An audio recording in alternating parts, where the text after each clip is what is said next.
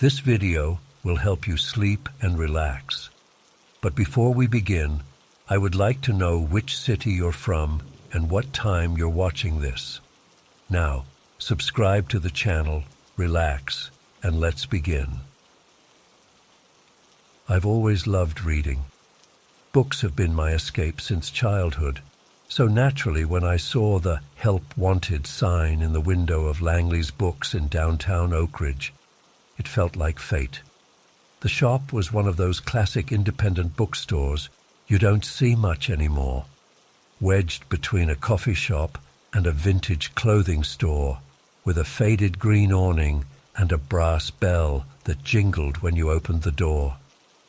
I needed the money for college, and working surrounded by books seemed way better than another fast food job. The interview with Mr. Langley went smoothly. He was an older man, maybe late 60s, with wire-rimmed glasses and this perpetually distracted look, like his mind was always half somewhere else. He had that distinctive bookstore owner vibe, tweed jacket with elbow patches and all. After a few basic questions about my availability and experience, he hired me on the spot. "You have a thoughtful face," he told me. "I can tell you respect books." It was an odd compliment, but I took it. The shop itself was exactly what you'd expect, cramped aisles formed by towering bookshelves that looked like they might topple if you breathed too hard. The lighting was soft and yellow, coming from old-fashioned lamps scattered throughout the store. The whole place smelled like paper, leather bindings, and that indefinable scent that old books have. You know the one, like dust and history mixed together. For the first 2 weeks, everything was normal. I worked afternoons until closing at 8 p.m. Mr. Langley would usually leave around 6, trusting me to lock up. I'd help customers, organize shelves, process new arrivals, and ring up sales. It was peaceful work, exactly what I wanted. Then came that Tuesday. It was raining, the kind of steady downpour that keeps people at home, so we'd had maybe 3 customers all day. Mr. Langley had me cataloging a new shipment of used books in the back room. That's when I noticed it for the first time. The back room was cluttered with boxes, a desk piled with paperwork, and shelves of overstock. I was moving some boxes to make space when I saw it. A small door made of dark wood, almost black with age. It was maybe 4 feet tall, set into the wall behind where several boxes had been stacked. The door looked ancient compared to the rest of the building, with iron hinges that had oxidized to a dull green-black. Most notably, it was secured with a heavy, old-fashioned padlock that seemed excessive for what I assumed was a storage closet. I remember running my fingers over the wood. It felt cold, abnormally cold, and slightly damp despite being inside. The grain pattern was unusual too, not straight lines but swirling patterns that almost seemed to move under my fingertips. I had this sudden, inexplicable urge to try the handle. "Cameron!" Mr. Langley's voice startled me so badly I almost knocked over a stack of books. I hadn't heard him come in. "Sorry," I said, stepping back from the door. "I was just wondering what's in there." His expression changed. It's hard to describe exactly how, but something in his eyes hardened. "Storage," he said flatly. "Nothing interesting." "Then why the serious padlock?" I asked, immediately regretting my boldness. He sighed, pushing his glasses up his nose. "Cameron, curiosity can be dangerous in a place like this. That door is locked for a reason. Please respect that and don't concern yourself with it." I nodded, embarrassed, and went back to cataloging, but I couldn't stop thinking about the door. Why would a simple storage closet need such security? And why did Mr. Langley react so strongly? That evening, Mr. Langley left early around 5:30, saying his sister was in town. "Just close up as usual," he told me. "And remember what I said earlier. The way he looked at me made it clear he was referring to the door. After he left, I finished up with the inventory and went to the front to help the occasional customer. By 7:30, the rain had picked up, beating against the windows, and not a single person had entered the store for over an hour. I started the closing routine, straightening shelves, counting the register, sweeping. Normal stuff. That's when I heard it. A faint but distinct thumping sound coming from the back room. At first, I thought it might be something falling from a shelf, so I went to check. The back room was exactly as I'd left it, but the sound was definitely coming from behind that door. A rhythmic thumping, like someone knocking, but not quite. It was more like something soft hitting against the wood from the other side. I told myself it was just the old building settling, or maybe pipes.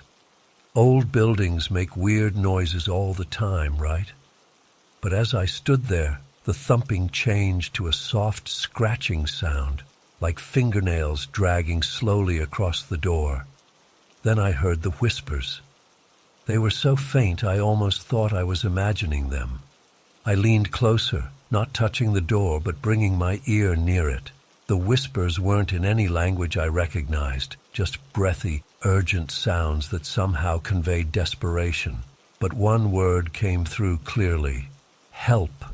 I jumped back, my heart hammering. That was definitely a voice.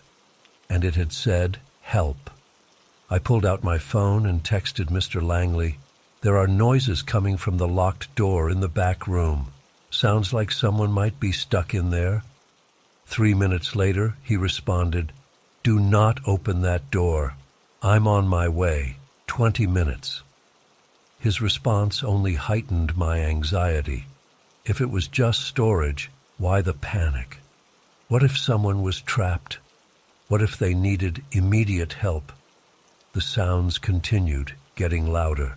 The thumping became more insistent, and the whispers multiplied, like several people were now speaking urgently. I couldn't make out words anymore, just a rising and falling of desperate murmurs that made my skin crawl. I went back to the front of the store, trying to distract myself by finishing the closing duties. The rain had become a full-on storm now, with occasional flashes of lightning and rumbles of thunder. The power flickered once, twice, making the old lamps dim momentarily. At 7:45, the noises suddenly stopped. The silence was almost worse than the sounds had been.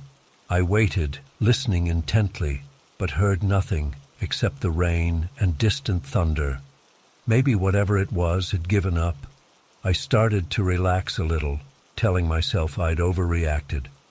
I went back to counting the day's receipts. Then came the thud. It wasn't like the earlier thumping. This was heavy, like something substantial had slammed against the door from the inside. It was followed by another and another, each impact making me jump. The third thud was so forceful I swear I felt the floor vibrate. Then came a sound that still haunts me, a low, pained groaning that didn't sound fully human. It rose in pitch until it became almost a wail, abruptly cutting off. That was it. I decided I wasn't waiting for Mr. Langley. I grabbed my jacket and backpack, ready to bolt. As I was heading to the front door, the power went out completely, plunging the store into darkness, except for the faint glow of streetlights through the rain-streaked windows. I fumbled for my phone to use as a flashlight, my hands shaking so badly I nearly dropped it. As the light came on, I heard a sharp metallic click from the back room. Despite every instinct telling me to run, I found myself moving toward the sound. My flashlight beam bounced wildly as I made my way through the aisles. When I reached the back room, I directed the light toward the door. The padlock was on the floor. It had opened by itself and fallen. I stood frozen, watching as the door began to move. It wasn't opening wide, just a crack, maybe half an inch. But from that tiny opening came a cold draft that smelled like wet earth and something rotten. The darkness beyond that crack seemed deeper than normal darkness. like it was somehow solid. A whisper emerged from the gap, clearer than before. Cameron. It knew my name. I don't remember running out of the store. My next clear memory is being 3 blocks away, soaked from the rain, gasping for breath. I realized I still had the store keys in my pocket, but there was no way I was going back. I called Mr. Langley, my hands still shaking. When he answered, I tried to explain what had happened, but I was talking too fast, probably not making sense. He cut me off. "Did you open it?" His voice was tense, frightened. "No," I said, but the lock fell off and it started to open by itself. He was quiet for so long I thought we'd lost the connection. Finally he said, "Go home, Cameron. Don't come back to the store. I'll handle this." "What was in there?" I demanded. "What's going on?" "It's better you don't know," he said quietly, then hung up. I didn't sleep that night. Every time I closed my eyes, I heard that voice saying my name. I kept checking my phone, hoping Mr. Langley would call with some rational explanation, but he never did. The next day, I dragged myself to the bookstore in the afternoon, half expecting it to be gone or dramatically changed somehow. But it looked normal from the outside. The closed sign was on the door, though it was during regular business hours. I tried calling Mr. Langley several times, but it went straight to voicemail. The following day, same thing. By day 3, I was worried enough to go to the coffee shop next door to ask if they'd seen him. "Haven't seen Mr. Langley in days," the barista told me. But some people were in there yesterday, not customers. They were wearing suits, looked official, moving stuff out in boxes. A week later, a "for lease" sign appeared in the window. Langley's Books had closed without any announcement, no going out of business sale, no explanation. It was just gone. I did some digging. Mr. Langley had apparently moved away, according to the few people in town who knew him. No forwarding address. The building's owner told me Mr. Langley had broken his lease suddenly, paying a steep penalty to do so. I even tried driving by his house once, a small bungalow on the outskirts of town. It was empty, with a realtor's sign already in the yard. That was 3 months ago. The bookstore space is still vacant. Sometimes I walk by, peering through the windows at the empty shelves and bare walls. I wonder what happened to Mr. Langley. I wonder what was behind that door. Lately, I've been having dreams about it. In them, I'm back in the store, and the door is open wide. I never see what's beyond it, but I hear my name being called, and I feel myself walking toward it, unable to stop. The strangest part. Yesterday, I received a package in the mail. No return address. Inside was a single book, an old leather-bound volume with no title on the spine, and a note that simply said, "Curiosity is still dangerous, Cameron. Keep it locked." I haven't opened the book, but sometimes when my apartment is quiet, I swear I can hear faint thumping coming from inside it.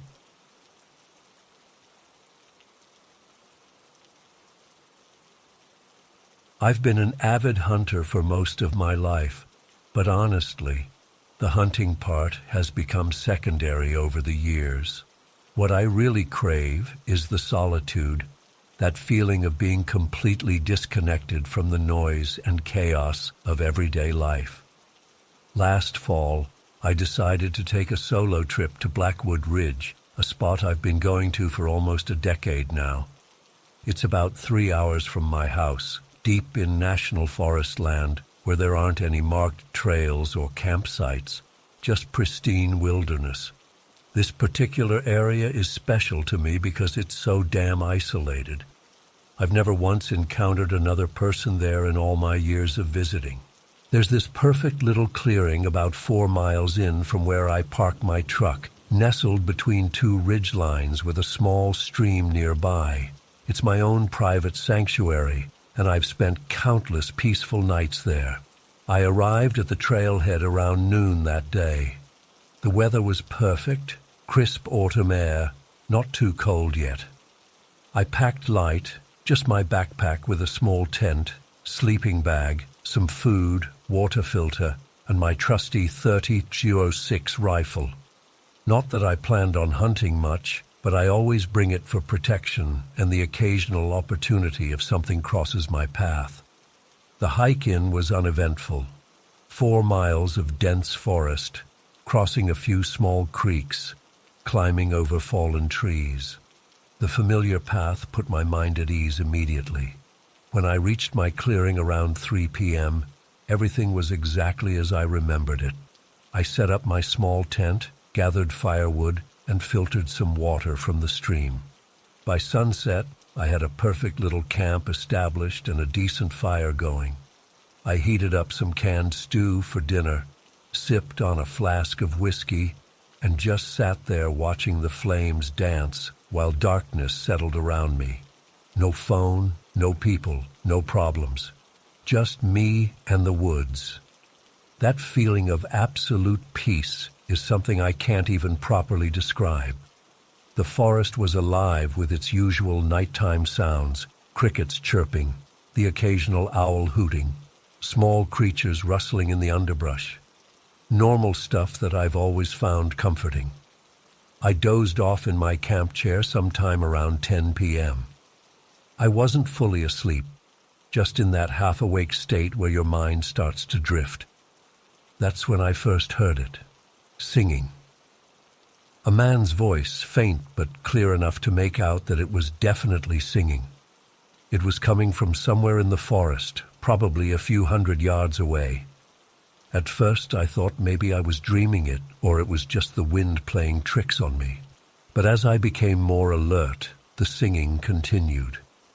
It wasn't any song I recognized. The melody was strange, disjointed, almost like someone was making it up as they went along. The voice would go high, then suddenly drop low, with no discernible pattern. I sat up straight, fully awake now, and called out, "Hello? Is someone there?" My voice echoed slightly through the trees, and immediately the singing stopped. The forest went completely silent. Even the crickets had gone quiet. A chill ran up my spine as I strained to hear anything in the darkness beyond my campfire's glow. After a few minutes of eerie silence, the normal forest sounds gradually returned. I told myself it must have been my imagination, or maybe some hiker who had wandered way off trail and was camping nearby. But deep down, something felt wrong. In all my years of coming to this spot, I'd never seen another soul. I added more wood to the fire, making it burn brighter, and grabbed my rifle, resting it across my lap. Not that I planned to use it, but having it there made me feel safer. I tried to relax again, but my senses were on high alert now. Every snap of a twig or rustle of leaves made me jerk my head in that direction. About an hour later, just as I had started to convince myself I'd imagined the whole thing, the singing returned. This time it was closer, and there was something different about it. It wasn't just one voice anymore. There were 2 distinct voices singing together, and the melody, if you could call it that, reminded me of a nursery rhyme, but twisted and distorted in a way that made my skin crawl. I stood up, gripping my rifle tightly, and shouted louder this time. "Who's out there?" My voice cracked slightly with fear. The singing stopped abruptly. Then after a few seconds of silence, I heard something that turned my blood cold. Soft laughter, like someone was amused by my fear. It wasn't a friendly laugh. It was low and drawn out, almost mocking. That was it. I was officially freaked out. I grabbed my flashlight and swept the beam around the perimeter of my campsite, but the dense forest swallowed the light after about 20 feet. Nothing but trees and shadows. I couldn't see anyone out there, but I knew something was watching me. I could feel eyes on me from somewhere in that darkness. I decided to retreat to my tent. I wasn't about to pack up and try to hike out in the middle of the night. That seemed even more dangerous than staying put. I zipped myself inside, pulled my sleeping bag up, and kept my rifle right next to me. Sleep was out of the question. Throughout the night, the singing would start and stop. Sometimes it seemed to circle around my campsite, moving from one side to the other. The voices never got any clearer. They remained just distant enough that I couldn't make out any words, just that unsettling, discordant melody. And occasionally, that soft laughter would follow when I called out or made noise. I lay there rigid with fear, clutching my rifle, watching the walls of my tent for any shadows that might indicate someone was approaching. Every time a branch cracked or leaves rustled outside, I nearly jumped out of my skin.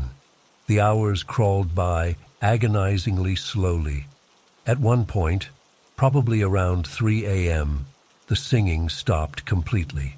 For almost an hour, there was nothing but normal forest sounds. I started to think maybe whoever it was had moved on. I even considered trying to get some sleep. Then I heard it. Footsteps. Soft but unmistakable.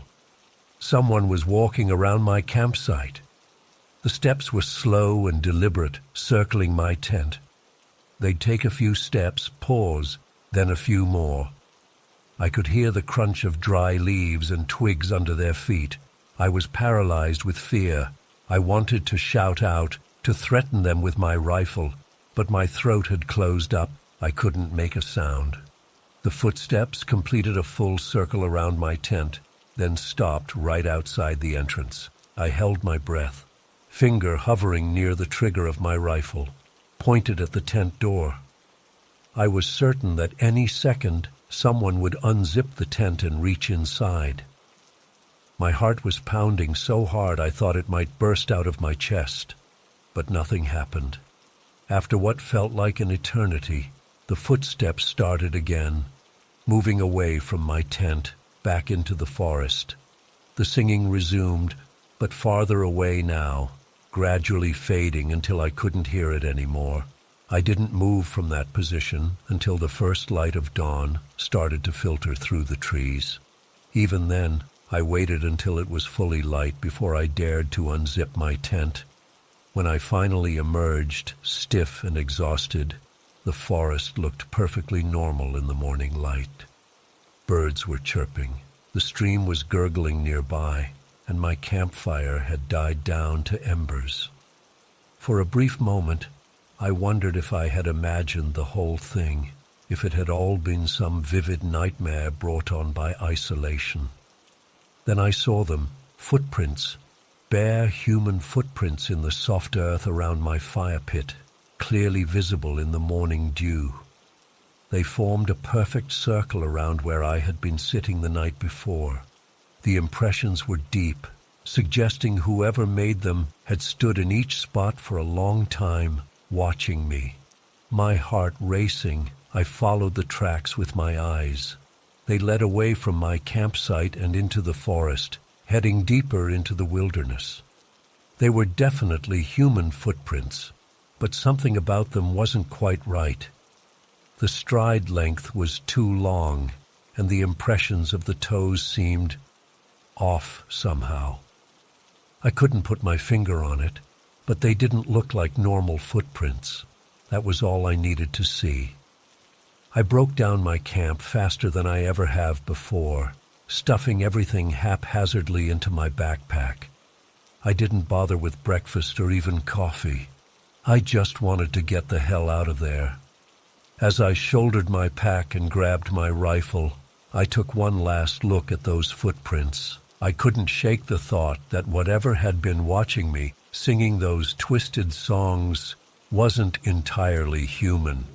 I know how crazy that sounds, but standing there in that clearing, looking at those strange footprints, that's exactly how it felt. The hike back to my truck was a blur.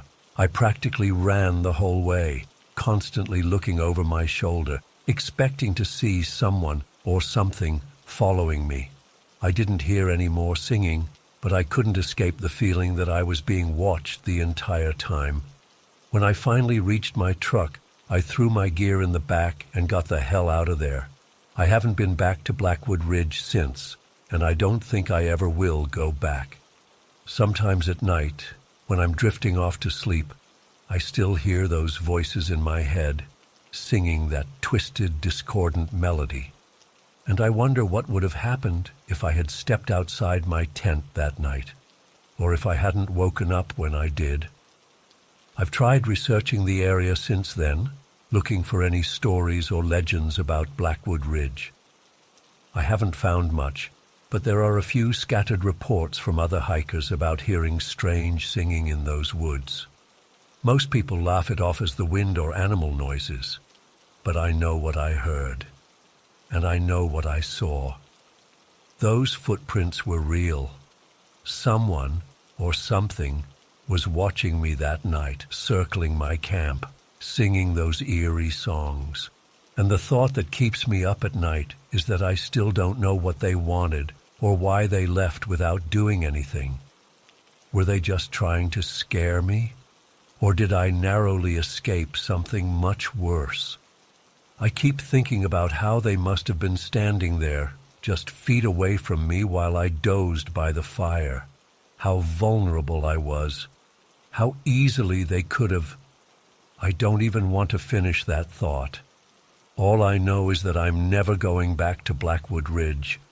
And if you're planning a hunting or camping trip somewhere remote, maybe think twice about going alone, because sometimes, no matter how isolated you think you are, you're not really alone out there in the woods.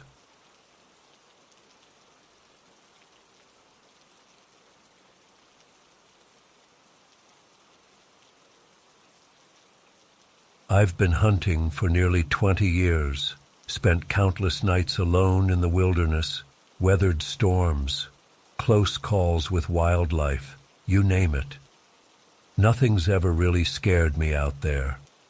The woods have always been where I feel most at home. But what happened last month in the Elderwood Mountains, I still can't explain it. I've barely told anyone about this, but I need to get it off my chest. I'd planned this solo hunting trip for months, a week in one of the most remote parts of the Elderwoods, about 40 miles from the nearest town. I'd set up a decent base camp near a stream, nothing fancy but comfortable enough. By the third day, I'd been tracking a decent buck since sunrise, following it much farther from camp than I'd intended. You know how it goes. You get fixated on the track and lose awareness of how far you've gone. The weather changed without warning. One minute it was overcast but calm. The next, the sky turned this sickly greenish black. The wind picked up so fast it nearly knocked me off my feet. I've been in plenty of mountain storms, but this felt different, violent, almost targeted. The rain came down in sheets so thick I could barely see 10 feet ahead, and the temperature dropped at least 15 degrees in minutes. I checked my GPS, realized I was over 7 miles from my camp. No way I'd make it back before dark in this weather, and with the lightning striking closer and closer, I knew I needed shelter fast. I started moving downhill, hoping to find some kind of overhang or dense grove to wait it out. That's when I spotted it, just a darker shadow against the trees at first. A cabin, small weathered gray wood that blended with the forest so well I might have walked right past if I hadn't been desperately searching for shelter. It was nestled in a small clearing, half hidden by overgrown bushes and low-hanging pine branches. The place looked ancient, like it had been there for 100 years. I approached cautiously. You never know if these remote cabins belong to someone who might not appreciate visitors. No vehicles around, no paths leading to it, just this isolated little structure in the middle of nowhere. The rain was coming down so hard it was bouncing off the ground, soaking through my supposedly waterproof gear. Thunder cracked directly overhead, making my decision for me. I knocked loudly, called out a few times, then tested the door. It was unlocked. I pushed it open, relieved to get out of the storm, but still feeling like I was intruding. The cabin was just one room, maybe 15 to 20 feet. A cast-iron stove sat against one wall, a small wooden table with 2 chairs in the center, a narrow cot in the corner, and a few shelves with dusty cans and supplies. Everything was coated in a layer of dust and cobwebs except the wood stove. It was clean, with ashes that looked relatively fresh. Even stranger, there was a neatly stacked pile of split logs next to it. Not old, grayed wood. This was freshly chopped, the exposed surfaces still showing their natural color, the wood resin still tacky to the touch. Someone had been here recently. I stood dripping on the wooden floor, suddenly uncertain. Was I interrupting someone's hunting trip? The place had that contradictory feel, abandoned yet used. A thin layer of dust covered most surfaces, but there were clean spots where things had been moved. A cast-iron pot on the stove had soot marks, but no dust. The chair pushed in at the table had fingerprints on its back.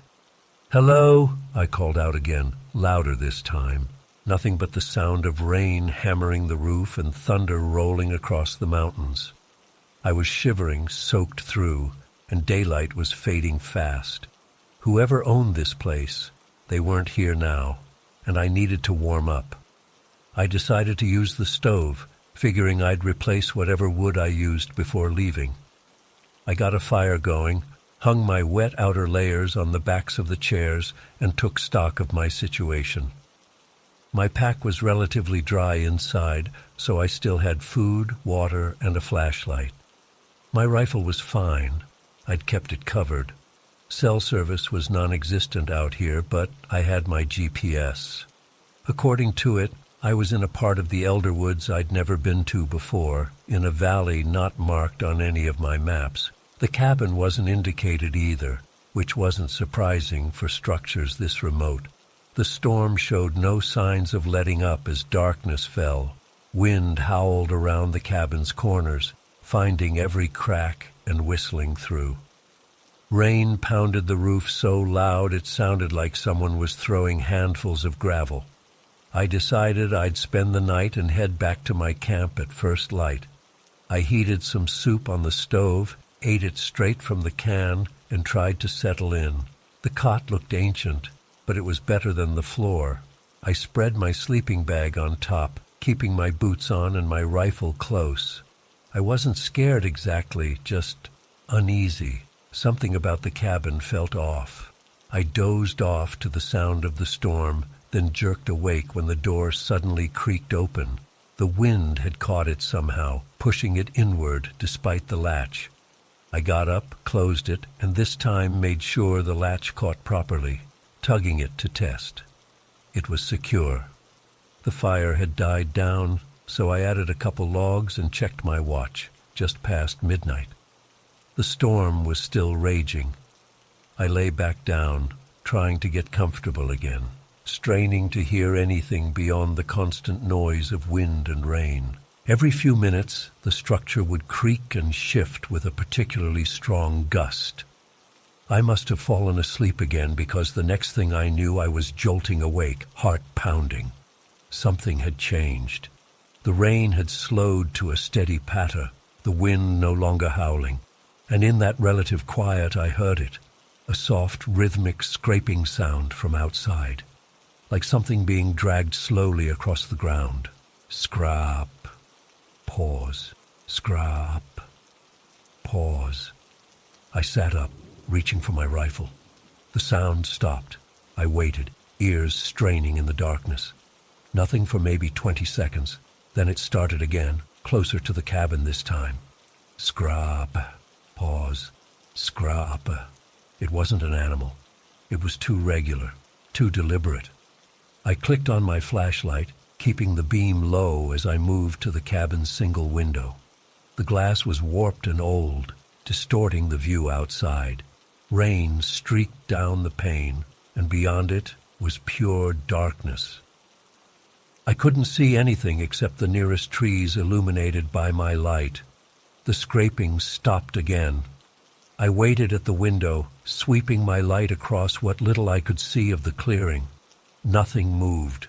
The rain had eased to a drizzle, and clouds shifted enough to let occasional moonlight filter through. The forest floor glistened wet and black, but there was nothing there. No person, no animal, nothing to explain the sound. I stepped back from the window and checked the door again, still securely latched. I told myself it was probably just a branch or something blown by the storm, scraping against a rock or tree trunk. The weird acoustics of the valley were making it sound closer than it was. I almost believed it. Back on the cot, I kept my flashlight and rifle within reach. Sleep seemed impossible now. Every small sound jerked me to full alertness. The fire crackled. The roof dripped. The wind occasionally gusted, but no more scraping. I must have dozed off again because I woke to early dawn light filtering through the window. The storm had passed. Birds were singing outside like nothing had happened. I sat up, stiff and groggy, but relieved to have made it through the night. That's when I noticed the door was open again. Just an inch or two, but definitely open. I know I'd secured it. I absolutely know I did. I grabbed my rifle and approached cautiously. The latch was still in the locked position, but somehow the door was ajar. I pushed it open wider, rifle ready, and stepped outside. The clearing was empty, peaceful in the early morning light. Water dripped from leaves, and mist hung between the trees. Everything looked clean and innocent in that post-storm way. I walked around the entire cabin, looking for footprints, signs of anyone or anything. The ground was soft mud, perfect for leaving tracks, but there were none except mine from when I'd arrived. I was about to go back inside to pack up when I saw it. A fresh pile of wood stacked nearly by the door. Split logs, neatly arranged, wood so freshly cut the sap was still oozing from some pieces. It hadn't been there when I arrived. I was absolutely certain of that. Someone had been here while I slept. Someone had cut wood, stacked it by the door, and vanished without leaving a single footprint in the mud. My skin went cold, despite the morning warmth. I quickly grabbed my still damp gear from inside, stuffed everything in my pack, and got the hell out of there. I didn't even try to follow my tracks from yesterday. I just headed in the general direction of my camp according to the GPS, moving as fast as the wet, rugged terrain would allow. The whole time, I felt watched.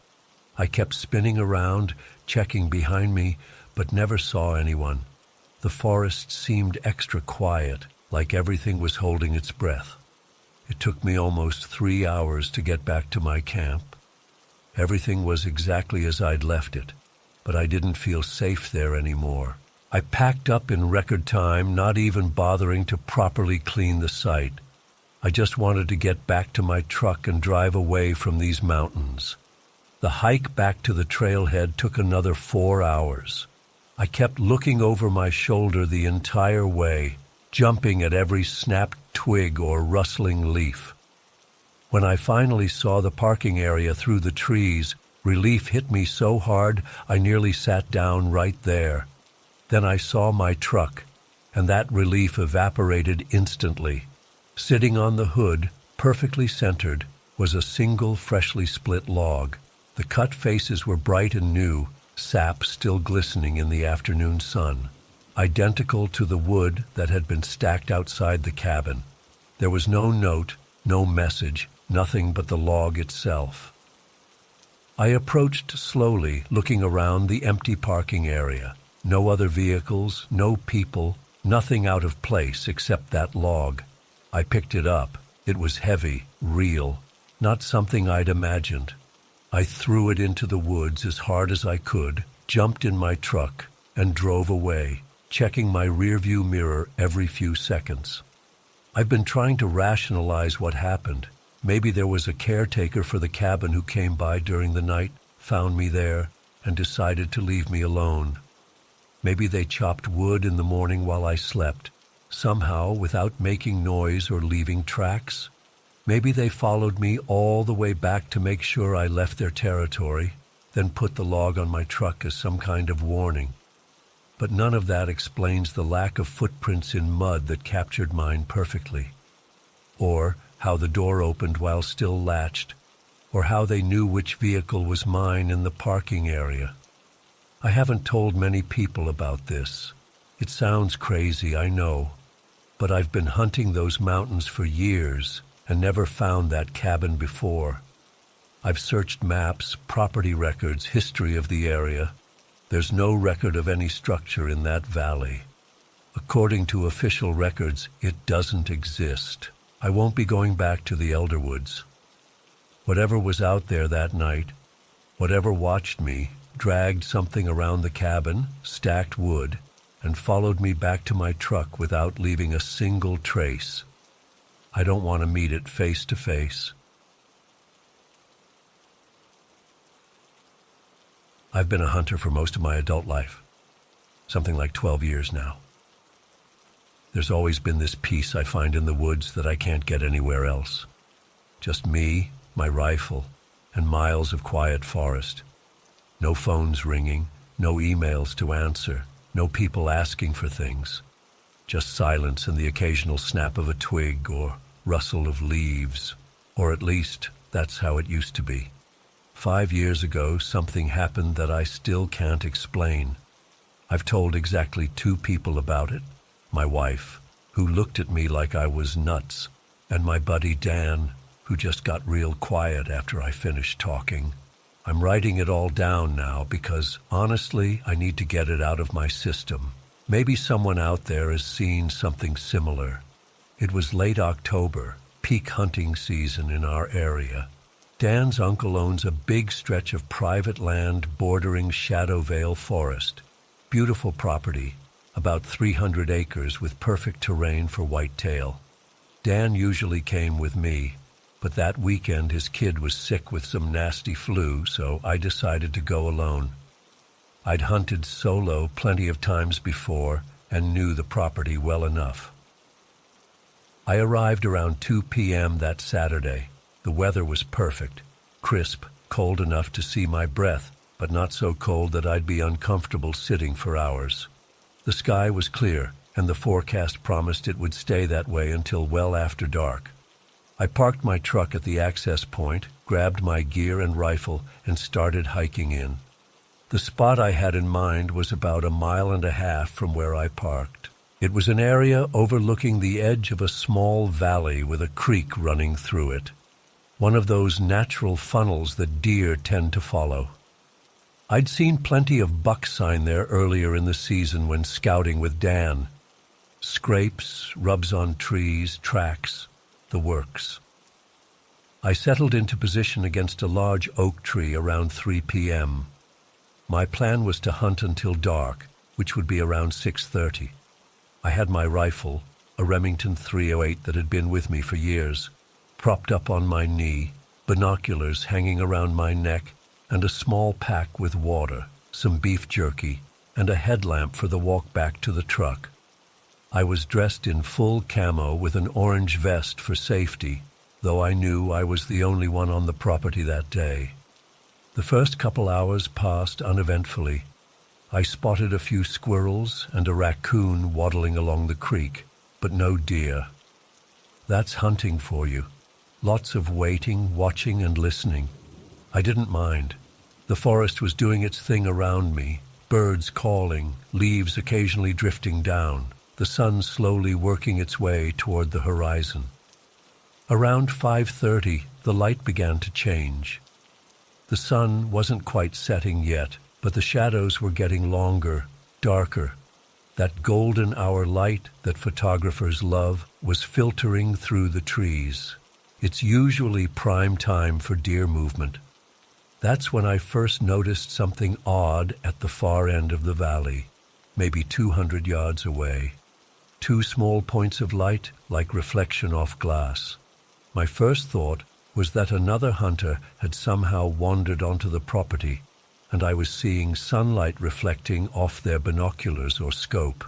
But no, the points of light were too close together, and they weren't moving like someone scanning with optics would.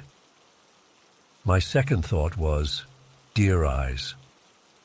We've all seen that eye shine when a flashlight catches a deer at night, but this was different. For one thing, it wasn't fully dark yet. For another, the height was all wrong. These eyes, if that's what they were, had to be at least 7 feet off the ground. Way too tall for a deer, even a massive buck. I raised my binoculars to get a better look, keeping my movements slow and deliberate. Through the 10x magnification, I could see that yes, they were definitely eyes. Large, roughly human-sized, but set just a bit too far apart.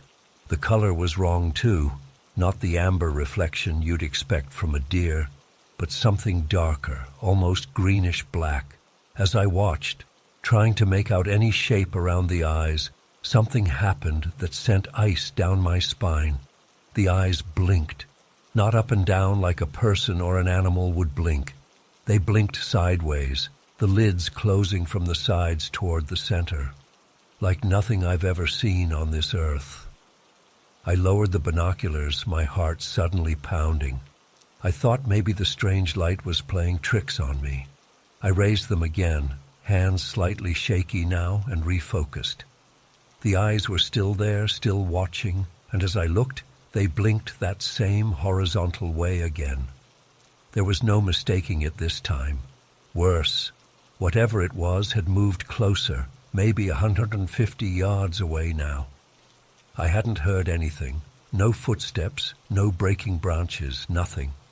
Just silent movement. I strained to make out any body shape around those eyes, but all I could see was a vague darkness, like a shadow that was somehow deeper than the shadows around it. I'm not someone who scares easily. I've encountered bears while hunting, had a mountain lion cross my path on a backpacking trip once, even got lost overnight in a snowstorm. But something about those eyes triggered a primal fear in me that I'd never felt before. My mouth went dry, and my skin felt like it was trying to crawl off my body. The thing, whatever it was, moved again while I was watching. Another 30 yards closer, and again complete silence. No rustling of leaves, no breaking twigs. It was like it was floating above the forest floor, or maybe like the forest was making way for it to pass. I don't know how else to describe it. I decided I'd had enough. I slowly got to my feet, keeping my eyes on those eyes the whole time. They remained fixed on me, unblinking now. I took a few steps backward, my rifle held across my chest. Not pointed at the thing. Somehow I knew instinctively that wouldn't help, but ready. When I moved, the thing stopped. It just stood there, watching me with those sideways blinking eyes from about 120 yards away. I took another step back, and another. Then it blinked once more, that same unsettling sideways motion, and the eyes simply vanished. Not like it turned away, not like it moved behind something. They just disappeared, like someone had switched off a light. I stood frozen for maybe 30 seconds, scanning the area where it had been, trying to spot any movement, any shape. Nothing. Just the darkening forest and the first few evening stars appearing overhead. That's when I decided to get the hell out of there. I didn't run. Something told me running would be a bad idea, but I walked as quickly as I could, constantly looking over my shoulder, my hands sweaty on my rifle despite the cold. The 1.5 miles back to my truck felt like 10. The forest that had always been my sanctuary now felt threatening, alive in a way I'd never experienced. Every shadow seemed to move. Every sound made me flinch. I kept thinking I would turn around and see those eyes right behind me, but whenever I looked back, there was nothing.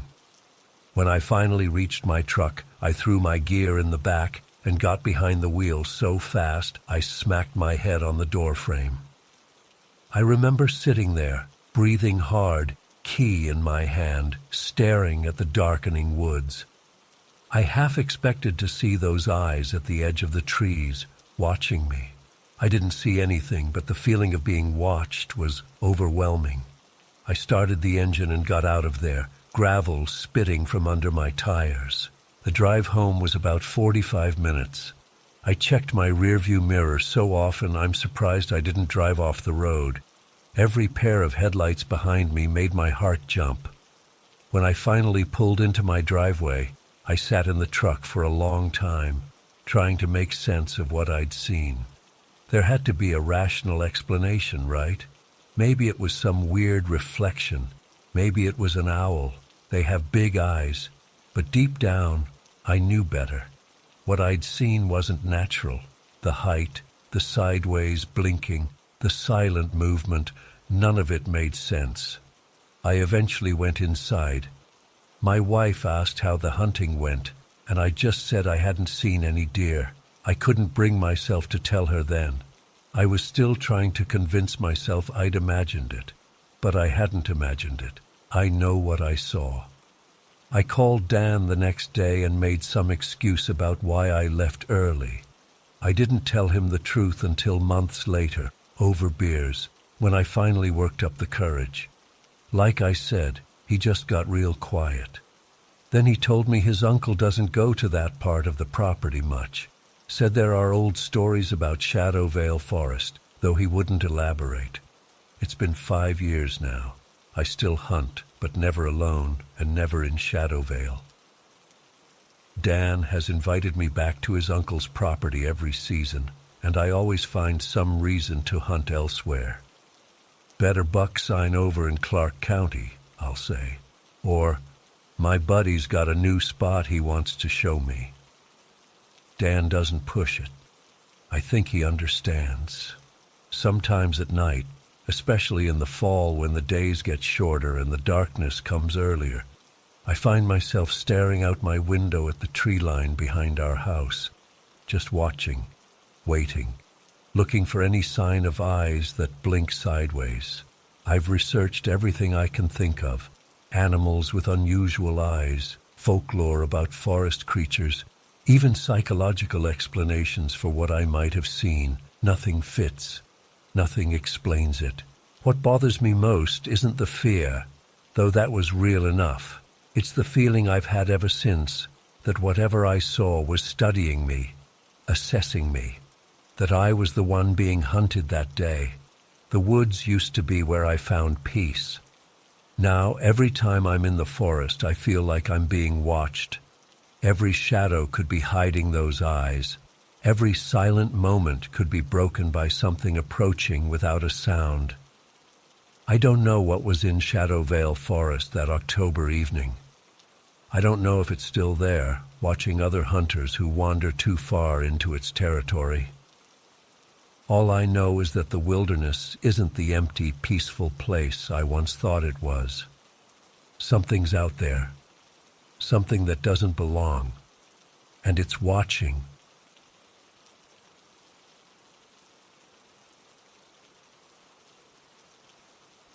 I've never considered myself superstitious or easily scared.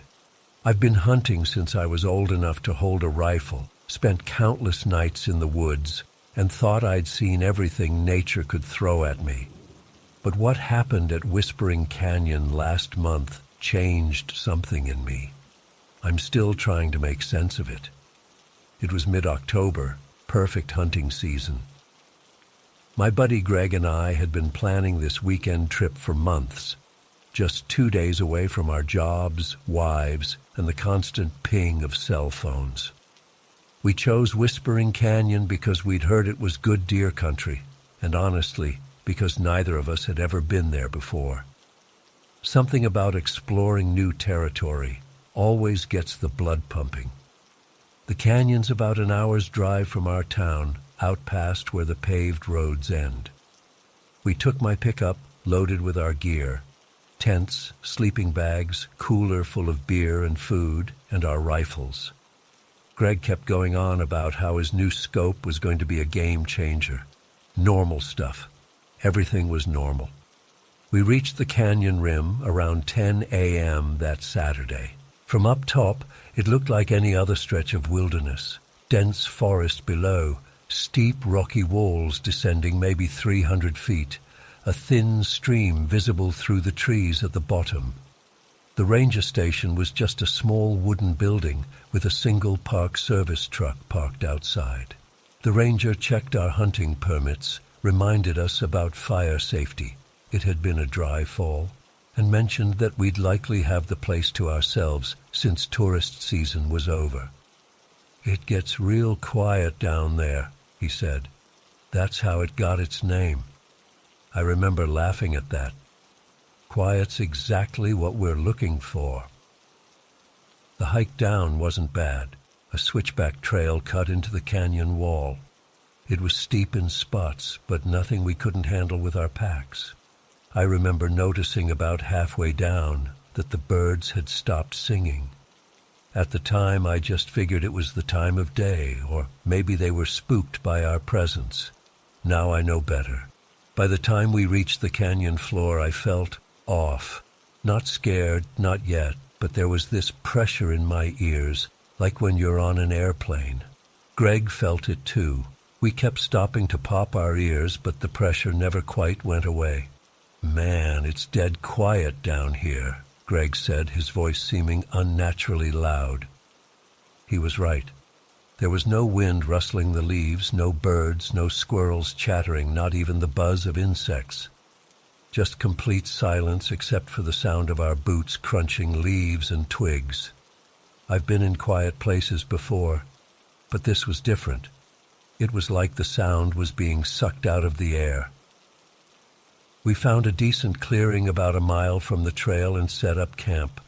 2 small tents, a fire pit, nothing fancy. It was around 2 p.m. by then, so we decided to scout the area, look for deer signs, and get the lay of the land before dark. For 3 hours, we hiked through those woods, and I swear we didn't see a single living creature. No deer tracks, no droppings, not even a spider on a web. The trees were mostly pine and oak, healthy looking, but the forest floor was bare except for fallen leaves. No undergrowth, no mushrooms, nothing. "Maybe it's the soil," Greg suggested, "or the lack of sunlight down here." I nodded, but something was tugging at the back of my mind. Why would the ranger say this was good hunting ground? There was literally nothing to hunt. As the day wore on, the silence became more oppressive. You don't realize how much background noise you're used to until it's gone. Our voices didn't sound right either. They didn't carry the way they should have. It was like talking with a pillow over your face. By dusk, we were back at camp. The temperature dropped fast once the sun dipped below the canyon rim. We built a fire, cracked open some beers, and tried to laugh off the weird vibe of the place. We talked about work, our families, the upcoming football season, normal stuff to distract ourselves from the unnatural quiet surrounding us. That's when we heard it for the first time. It wasn't loud, just a faint sound at the edge of hearing. At first, I thought it was the fire crackling, but it didn't match the rhythm. It was more like, I don't know, like someone whispering from very far away. Greg heard it too. I could tell by the way his head snapped up. "What was that?" he asked. "Echo, maybe," I suggested, though I knew it wasn't. Echoes follow sounds, and neither of us had spoken for at least a minute before we heard it. Greg stood up and called out, "Hello?" His voice sounded flat, dead in the air. There was no response, but about 10 seconds later, there was another whisper. this time from a different direction. It wasn't an echo of Greg's voice. It was something else entirely. "Maybe it's the wind in the rocks," I said, though there was no wind. We tried to ignore it, but over the next hour, the sounds came more frequently. They never got louder, but they seemed to move around us, first from one direction, then another. Sometimes it sounded like a single voice, sometimes like multiple voices overlapping. "I'm not liking this, man," Greg said, feeding another log to the fire. His hands were shaking. "It's just sound bouncing off the canyon walls," I replied, not believing it myself. "This place probably has weird acoustics." By 10 p.m. we decided to turn in, more out of a need to pretend everything was normal than actual tiredness. I lay in my sleeping bag, staring at the ceiling of my tent, listening. The whispering had stopped, or at least become too faint to hear. I started to think maybe it had been our imagination, or some natural phenomenon we didn't understand. I must have dozed off eventually because I woke with a start around 2 a.m. according to my watch. The inside of my tent was freezing, my breath visible in the air, and the whispering was back, louder, closer, and unmistakably voices. I lay completely still, straining to understand what they were saying. The words seemed just on the edge of comprehension, like a language I almost knew but couldn't quite grasp. The voices moved around my tent, not walking, more like floating. Sometimes they'd stop right outside the thin fabric, so close I swear I could feel breath on the nylon before moving on. I was too terrified to move, to make a sound, to even breathe too deeply. My hunting knife was right beside me, but what good would a knife do against whatever this was? After what felt like hours but was probably only minutes, there was a sudden silence. Then a sound I can only describe as a low, distorted laugh came from directly above my tent, not from someone standing outside it, but from something hovering over it, maybe 10 feet up. That broke my paralysis. I grabbed my flashlight, unzipped my tent, and scrambled out, sweeping the beam around wildly. There was nothing visible, but the whispering immediately started again, from all directions at once. I practically dove into Greg's tent, shaking him awake. "Do you hear that?" I hissed. He was instantly alert, eyes wide. "They're all around us," he whispered. We grabbed our rifles, not that I thought they'd help, but having them made me feel less helpless, and sat back to back in his tent, listening as the voices circled us. The whispers started to synchronize, multiple voices speaking the same unintelligible words in unison, growing slightly louder with each repetition. "We need to get out of here," Greg said. "Now." I nodded. "Grab what you can, leave the rest." We burst out of the tent, flashlights scanning the trees. The voices immediately scattered like we'd startled them, but they didn't stop. If anything, they grew more agitated, the whispers becoming more rapid, more insistent. I shoved my sleeping bag and a few essentials into my backpack. Greg did the same. We left the tents, the cooler, most of our supplies. All that mattered was getting out. The hike back to the trail was a nightmare.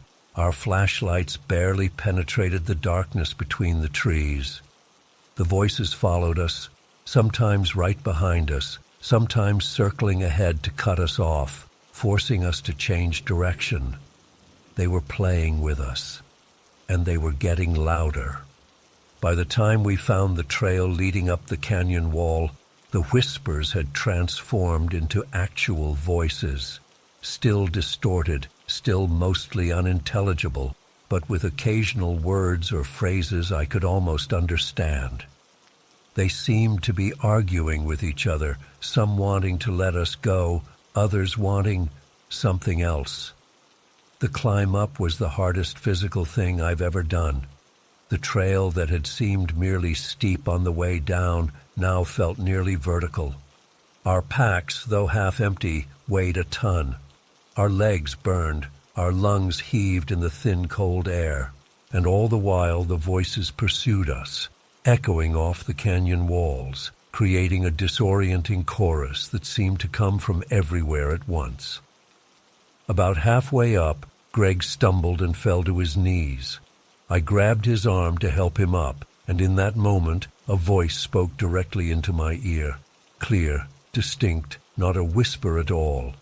"Stay with us." I jerked away so violently I nearly sent both of us tumbling back down the trail. Greg's face was pale, his eyes wild. "Did you hear that?" he gasped. I nodded, unable to speak, and pulled him to his feet. We practically ran the rest of the way up that trail, slipping and stumbling in the dark, driven by pure terror. The voices grew more frantic as we neared the top, as if they knew we were about to escape. The words blended together into a roaring sound that filled the canyon, bouncing off the walls until it was impossible to tell where it originated. My head felt like it was going to explode from the noise and pressure. We reached the rim just as the eastern sky was beginning to lighten. My truck sat where we'd left it, a beautiful, ordinary sight. We threw our packs in the bed and jumped in, hands shaking so badly I could barely get the key in the ignition. As I started the engine, I looked in the rearview mirror. The edge of the canyon was just visible in the pre-dawn light, a dark line against the sky. And rising from it, just for a moment, I saw what looked like wisps of mist, dozens of them, vaguely human-shaped, reaching upward before dissipating in the morning air. I floored it, spraying gravel as we tore out of there. We didn't speak for the entire hour-long drive home. What was there to say? It's been 3 weeks now. Greg and I have talked about it exactly once. We met for a beer, intending to process what happened, but we couldn't find the words. We just sat there, occasionally making eye contact, both knowing what the other was thinking. Eventually he said, "I still hear them sometimes when it's quiet." I nodded. I hear them too. I've researched Whispering Canyon since then. There's not much online. It's not a popular spot. But I did find a few old newspaper articles about hikers going missing there over the years. Never any bodies found. The articles blame it on the rugged terrain, on people getting lost or injured without cell service. Maybe that's true. Or maybe they heard the whispers too, and unlike us, they didn't make it out. I've been to a lot of places in nature that people call quiet. Whispering Canyon isn't quiet. It's silent in a way that nothing in nature should be. And in that silence, something is listening, waiting, whispering. I don't know what those things were. I don't want to know. But I know this. I'm never going back there. And if you have any sense, you won't either. Some places in this world aren't meant for the living. I'm still shaking as I write this. It happened 4 days ago, but every time I get in my car, I check the back seat at least 3 times. I can't sleep. I keep waking up in cold sweats thinking about what could have happened. It was the first week of August, probably the hottest day of the summer. My son Tom and I were making the drive from Cincinnati to my sister's place near Charleston, West Virginia. Tom's 9, and despite all the games and toys I packed to keep him occupied, he was getting antsy after being in the car for 3 hours. I don't blame him. The AC in my Subaru has been struggling, and even with the windows cracked, it felt like we were baking inside an oven. When Tom started complaining about needing the bathroom for the 3rd time in an hour, I finally gave in and started looking for a place to stop. We were on some stretch of highway cutting through dense forest, and I hadn't seen any signs for gas stations or proper rest areas for at least 20 miles. Then I spotted it, this tiny rundown rest area just off the eastbound lane. There was no proper exit, just a worn dirt turnoff that you could easily miss if you weren't looking for it. It had one of those old cement block bathroom buildings that looked like it hadn't been maintained since the 80s. The parking lot was basically just a gravel patch with weeds growing through it. I pulled in and parked near the bathrooms. There were only 2 other vehicles there, an old Chevy with West Virginia plates and a white pickup truck parked at the far end. I remember thinking it was weird that the pickup was parked facing the highway instead of the bathroom building, like they were watching traffic. Tom immediately jumped out and ran toward the bathrooms. I called after him, "Wait up, buddy." I grabbed my phone and wallet from the center console. I never leave valuables in plain sight when I stop somewhere unfamiliar. I followed Tom to the bathroom building. The place was exactly as disgusting as it looked from the outside. The fluorescent light was flickering, and there was a puddle of something on the floor I made sure Tom avoided. While he went into a stall, I stood by the sinks, scrolling through my phone, checking some work emails that had come through. Tom was taking forever, and I called out, "You okay in there, bud?" "Yeah, Dad, just need another minute," he yelled back. I remember checking my watch. It was 2:17 p.m. We still had about 2 more hours of driving ahead of us, and I wanted to reach my sister's place before dinner. When Tom finally finished, we headed back to the car. I noticed the white pickup was still there, but the Chevy was gone. I didn't think much of it. I opened the trunk to grab some snacks and water bottles for the rest of our trip. We had a bunch of stuff piled in the back, our suitcases, Tom's backpack full of toys, a cooler, and some blankets. I rummaged around for a minute, grabbed what I needed, and then closed it. I remember Tom asking if he could sit in the front seat for the rest of the drive. I told him no. He was still too small, and the back seat was safer. He pouted but climbed into his usual spot behind the passenger seat. I got in, started the car, and pulled back onto the highway.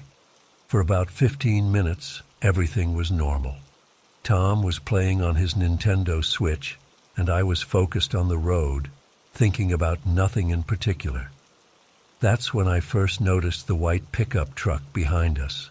It wasn't tailgating exactly, but it was following closer than I'd like. On those winding mountain roads, it made me nervous. I tapped my brakes a couple times, hoping they'd back off, but they stayed right there. I figured it was just some local who was in a hurry and knew the roads better than I did. But after another 10 minutes, they were still right behind us. I started to get annoyed. I considered pulling over to let them pass, but there wasn't a good spot on that stretch of road, just steep drops on one side and rock walls on the other. Then the truck suddenly accelerated and pulled alongside us in the passing lane. My first thought was, finally, they're going around.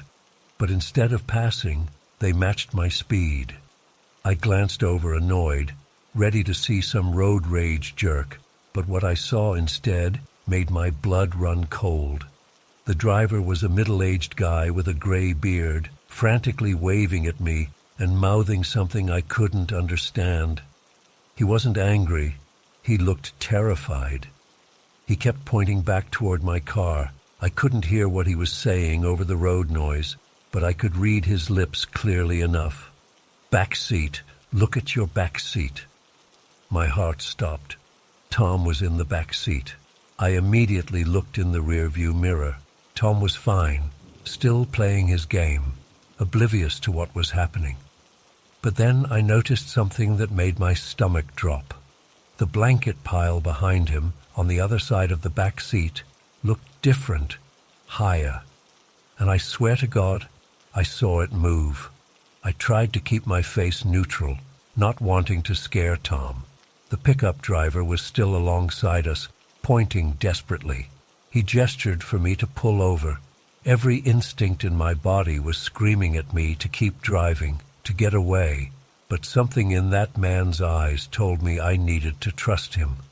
I told Tom in the calmest voice I could manage, "Hey, buddy, we need to make a quick stop, okay? I think we might have a flat tire." "But I don't want to stop again, Dad." he whined, not looking up from his game. "Just real quick, I promise." My hands were shaking so badly I could barely keep the wheel steady. I put on my blinker and carefully pulled onto the shoulder, my eyes flicking constantly to the rearview mirror, watching that pile of blankets. The white pickup pulled in behind us. I reached over and grabbed Tom's arm. "Tom, when I say go, I want you to unbuckle and come out my door, okay? Don't ask why, just do it." He finally looked up, sensing the tension in my voice. "Dad, just do exactly what I say, buddy. It's important." I kept my voice low. I took a deep breath, opened my door, and said, "Go, now." Tom scrambled across the center console and out my door. I practically dragged him toward the pickup truck, where the driver was now standing outside, a tire iron in his hand. "Get behind me," the man said, his eyes locked on my car. That's when we all saw it. The blankets in my back seat moved, and then a man, a fucking human being, sat up. He had been lying flat across the back seat, hidden under our belongings. He looked wild, dirty clothes, matted hair, bloodshot eyes.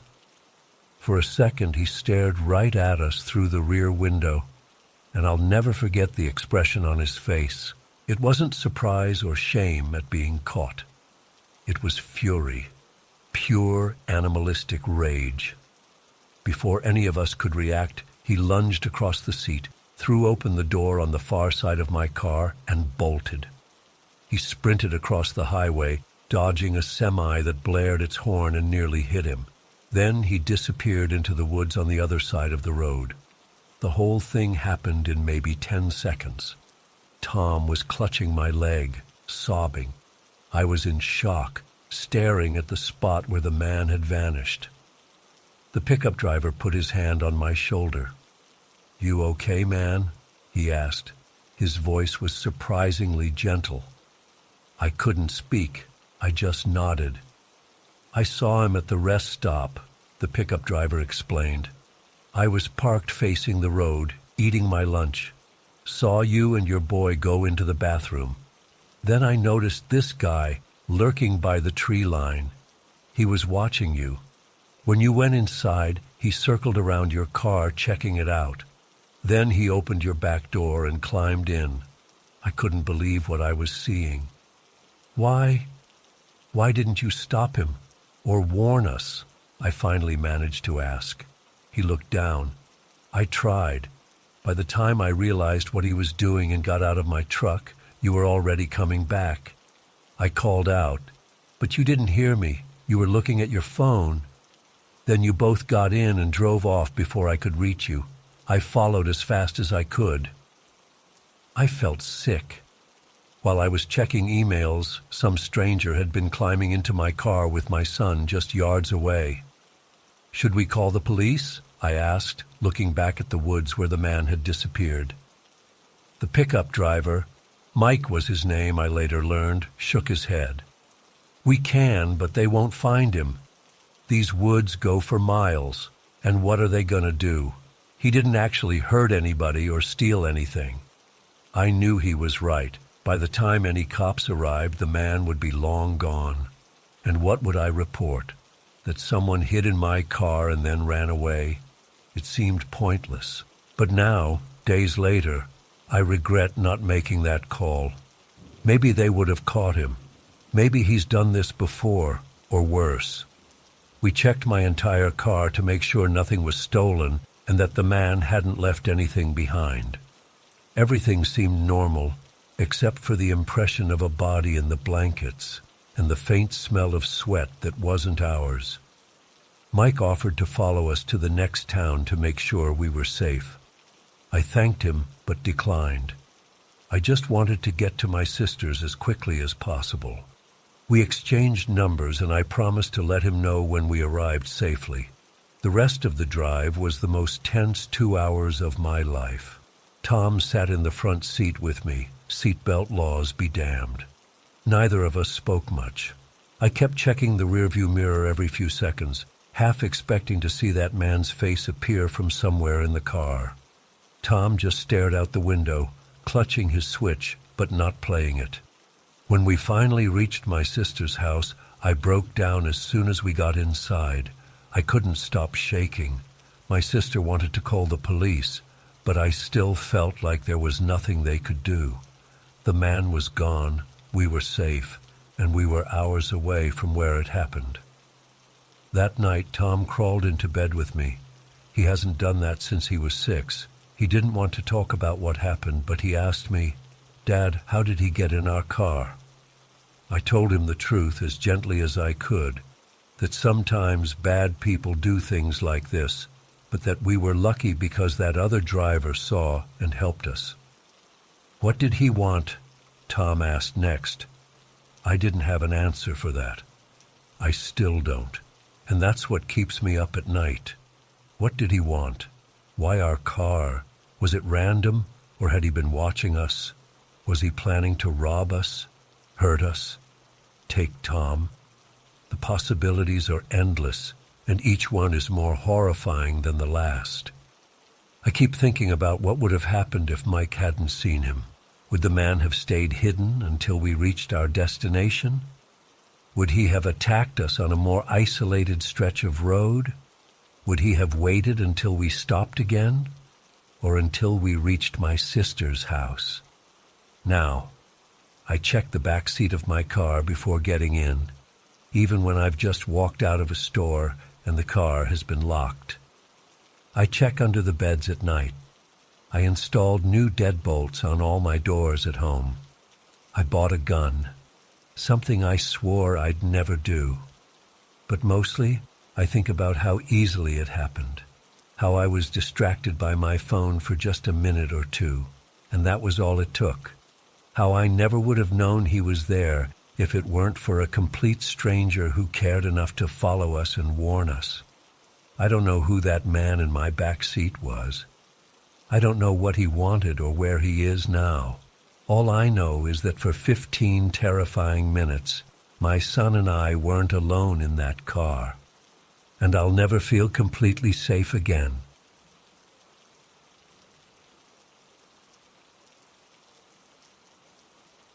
I'm still trying to make sense of what happened last weekend. It's been 5 days, and I haven't slept more than a couple hours each night. The doctors gave me something for anxiety, but it doesn't help much. I need to write this down.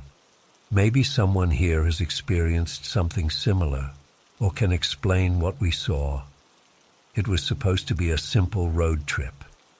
Me, Alex, Jason, Sarah, and Maria were headed to Soundscape, this 3-day music festival about 6 hours from where we live. We'd been planning it for months, bought tickets the day they went on sale, took time off work, the whole thing. Jason was the one who suggested taking a different route than what Google Maps showed. He'd found this supposed shortcut through some back roads that would save us at least an hour. I remember Maria joking that this was how horror movies started, but we all laughed it off. We left around noon on Friday in Jason's Honda CR-V. The first few hours were normal, highways, fast food stops, singing along to our festival playlist. It was when we turned off the interstate onto State Road 27 that things started to feel different. The road narrowed, cell service got spotty, and the towns became smaller until they were just clusters of houses with a gas station. Around 6 p.m., Jason made the turn onto Pinewood Valley Road, which was basically just a 2-lane strip of asphalt cutting through dense forest. The GPS signal kept dropping, but Jason insisted he knew where we were going. "Trust me," he kept saying. "This connects back to Highway 43 and cuts right past all that Friday traffic." The sun was setting fast, and those woods seemed to swallow up the light. Sarah was in the passenger seat with the map open on her phone, trying to track where we were during brief moments of signal. I was behind her, with Maria to my right, both of us starting to get a little annoyed at the detour. "How much longer on this road?" Maria asked, and Jason just shrugged. 20 minutes, maybe? It's hard to tell with these bends. That's when we saw him for the first time. We'd just rounded a curve, headlights sweeping across the trees, when they caught this figure standing on the shoulder of the road. At first I thought it was a deer or something, but as we got closer, we could see it was a man. Just standing there. Not hitchhiking, not walking, just perfectly still, facing the road. "What the hell?" Sarah said, leaning forward. "Is he okay?" As we passed him, all four of us turned to look. The man was tall and thin, wearing what looked like dark pants and a light-colored shirt. But what really got to me was his face. In the few seconds our headlights illuminated him, I could see his expression, or lack of one. His face was completely blank, eyes wide open but not blinking, mouth set in a straight line.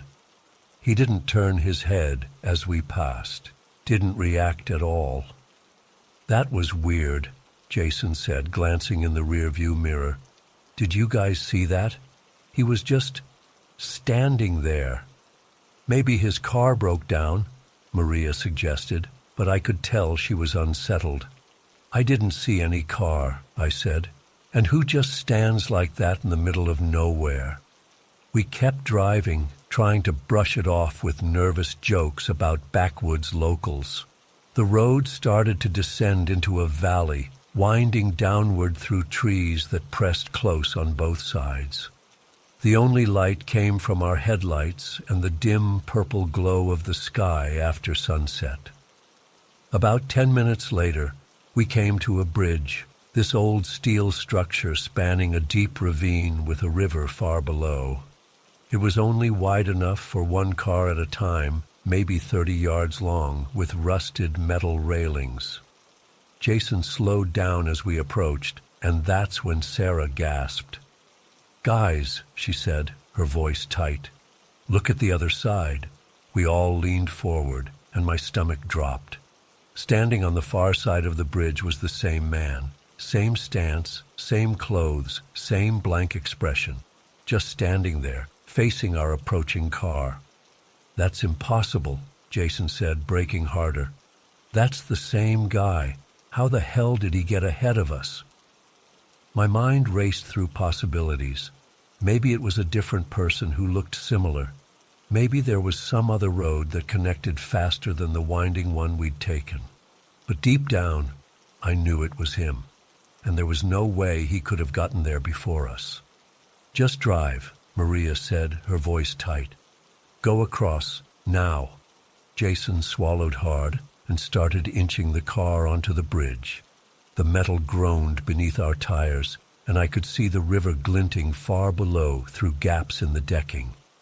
As we approached the center of the bridge, I couldn't take my eyes off the figure. He hadn't moved, hadn't changed position at all, until we got about halfway across. Then slowly, mechanically, his head turned to follow our car, just his head, while the rest of his body remained frozen in place. The movement was unnatural, too smooth and too calculated. In our headlights, I could now see his face clearly, gaunt, with deep-set eyes and skin so pale it seemed almost gray. His lips were thin, stretched across his face in what wasn't quite a smile. No one in the car spoke. I could hear Sarah's breathing quicken, and Maria reached over and grabbed my hand so hard it hurt. Jason accelerated, the car bouncing over the uneven surface of the bridge. As we reached the other side, the man was right there, just feet from the passenger side window, still not moving, just his head pivoting to track us as we passed. I swear his eyes met mine for a split second, and there was something ancient and hungry in them. Once we were past him, Jason floored it. The tires spun on the gravel at the end of the bridge before catching, and we shot forward down the road. "What the fuck was that?" he yelled, knuckles white on the steering wheel. "Did you guys see that? His face?" "Just drive," Sarah kept repeating. "Just drive." For the next 20 minutes, we sped down that road in terrified silence, taking turns looking out the back window. There was no sign of anyone following us, but that didn't make me feel any better. The road kept winding through the trees with no turnoffs, no houses, nothing. Finally, we saw lights ahead, a small gas station with a convenience store, the only sign of civilization we'd seen in over an hour. Jason pulled in, and we all let out a collective breath. "I need to use the bathroom," Sarah said, her voice shaky. "And maybe we should ask for directions back to the highway." We all got out, staying close together as we walked toward the store. The place looked run down, with flickering fluorescent lights and faded advertisements in the windows. An old man sat behind the counter, watching a small TV. While Sarah and Maria went to the bathroom, Jason and I approached the counter to ask for directions. The old man barely looked up from his show. "Highway 43? Yeah, you're way off. Need to backtrack about 8 miles, take the fork toward Millerton." He gestured vaguely in the direction we'd come from. "We can't go back that way," Jason said, his voice low. "Is there another route?" The old man finally looked at us, his eyes narrowing slightly. "What's wrong with that road?" I hesitated, not wanting to sound crazy. "We just saw something strange back there, someone strange." "Tall fella, just standing there?" My blood went cold. Jason and I exchanged glances. "You've seen him?" I asked. The old man shrugged. "Heard stories. People coming through talking about someone watching from the roadside. Most folks around here don't use that bridge after dark." Before he could say more, Sarah and Maria rushed back in, looking terrified. "He's here," Maria whispered, grabbing my arm. "Outside, by the trees." We all moved to the window, peering out into the darkness. At first I couldn't see anything beyond the pool of light from the gas station. Then I spotted him, the same figure, standing at the edge of the tree line, just outside the reach of the lights, still motionless, still watching. "We need to go," Jason said. "Now." We hurried back to the car, not even bothering to get the gas we'd stopped for. As Jason started the engine, I glanced back at the tree line. The figure was gone. "Where'd he go?" I asked, panic rising in my throat. No one answered. Jason pulled out of the station fast, tires squealing, and headed back onto the road, away from the bridge, in the direction the clerk had indicated.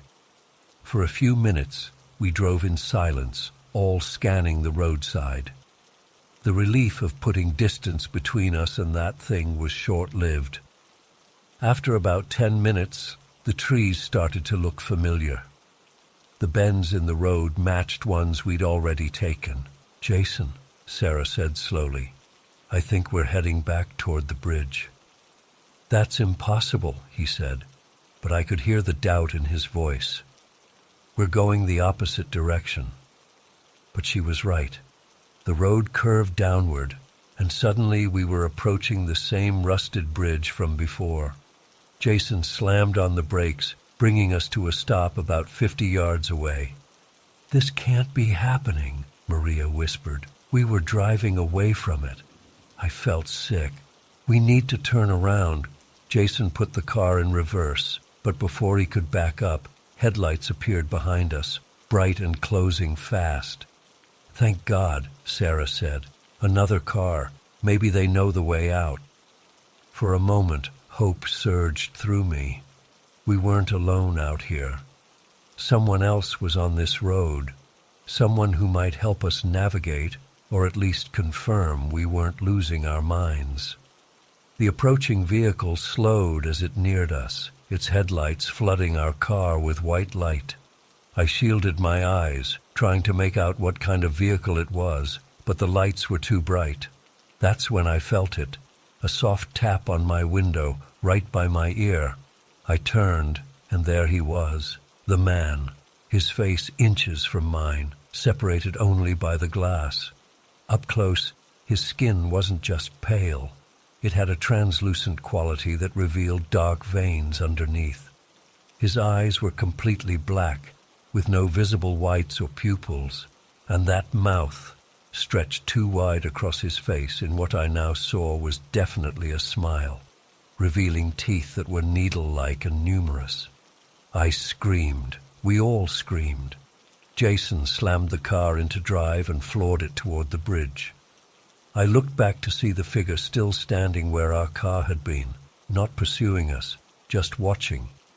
The headlights that had been behind us were gone, if they'd ever been there at all. We crossed the bridge at dangerous speed, the car bouncing and scraping against the metal railings. I expected to see him waiting on the other side, but there was nothing there. Just more dark road. For what felt like hours, we drove without stopping, taking every turn that seemed to lead away from those woods. Sometimes the road looked familiar, sometimes not. We stopped talking, just focused on getting out of whatever trap we'd driven into. It was nearly 3 a.m. when we finally saw signs for Highway 43. When we hit that stretch of well-lit 4-lane road, all four of us burst into tears of relief. We drove straight to the nearest 24-hour diner and sat there until sunrise, unable to process what had happened. We never made it to the festival. Instead, we drove straight home, taking major highways the entire way. None of us has been the same since. Jason sold his car.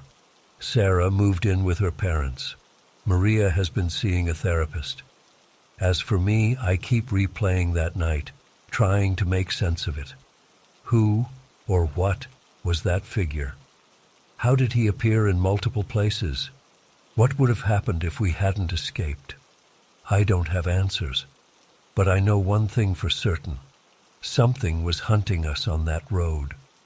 And sometimes, when I'm driving at night and look in my rearview mirror, I swear I can see headlights following me, gaining ground no matter how fast I drive.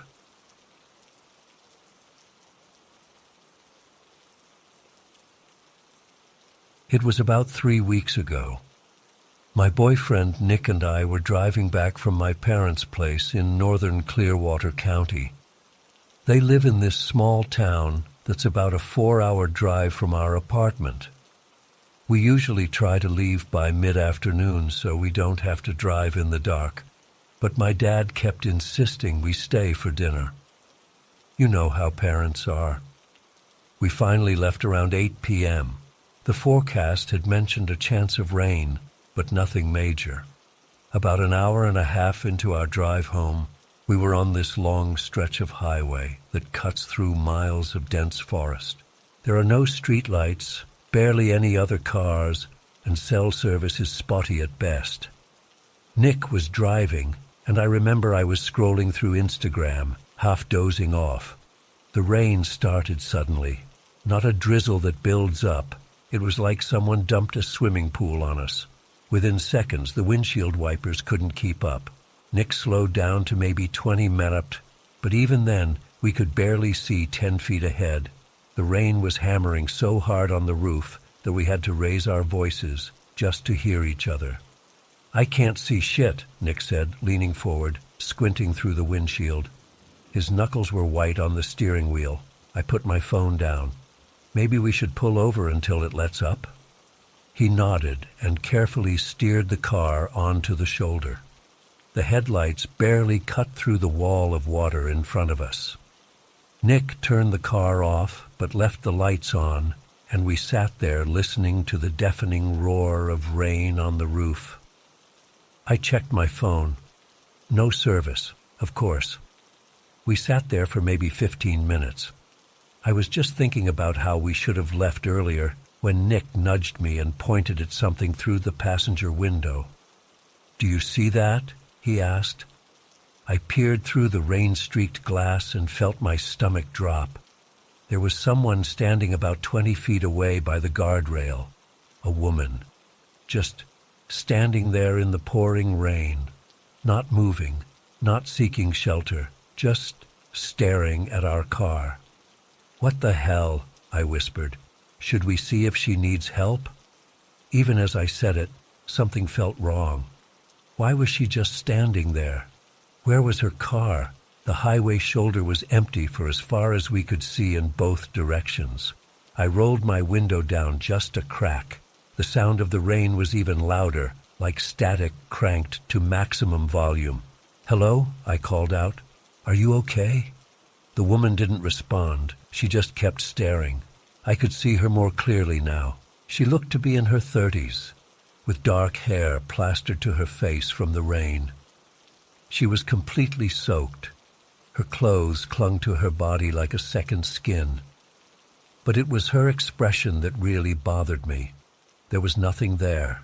No distress, no relief at seeing another person. Nothing. "We should help her," Nick said, though I could tell from his voice he was feeling the same unease I was. "She could be in shock or something." I nodded reluctantly. "Yeah, we can't just leave her out there." Nick rolled his window down a bit more.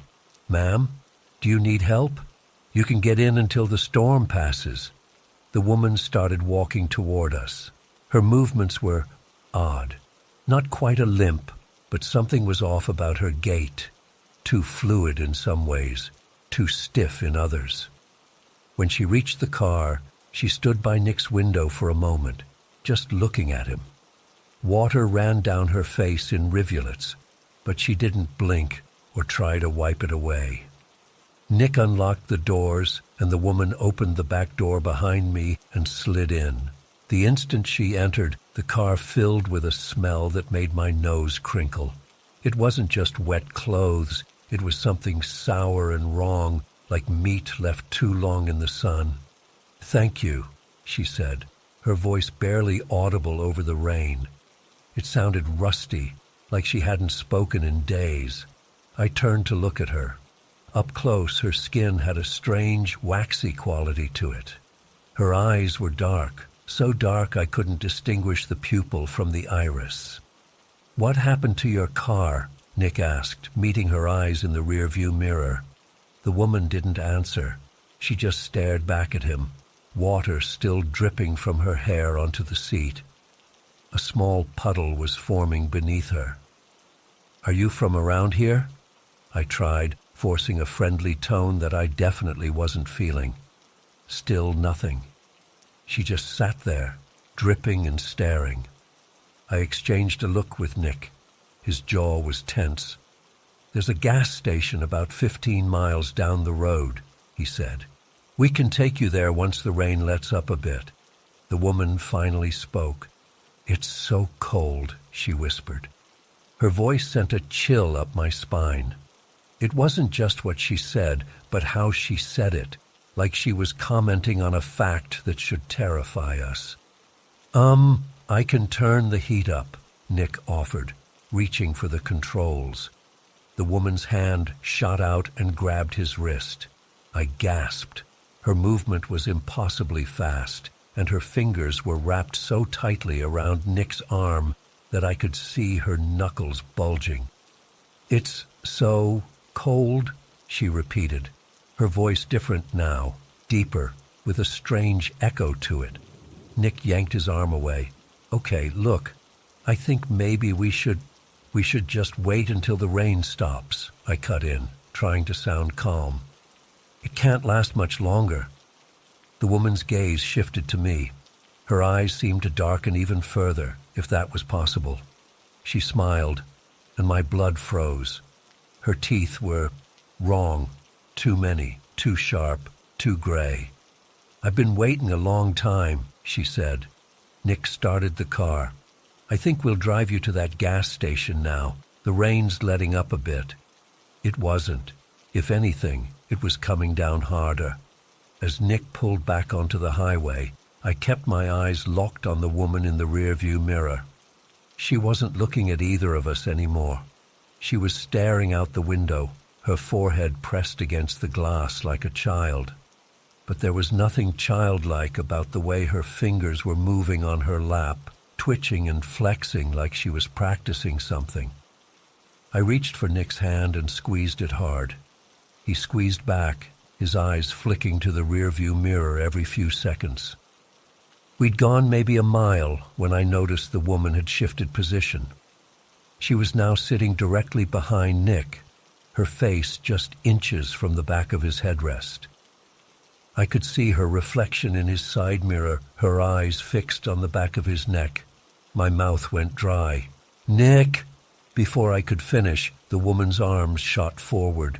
Her hands wrapped around Nick's throat from behind, her fingers digging in with impossible strength.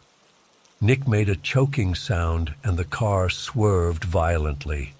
I screamed and grabbed the steering wheel, trying to keep us on the road while simultaneously clawing at the woman's arms.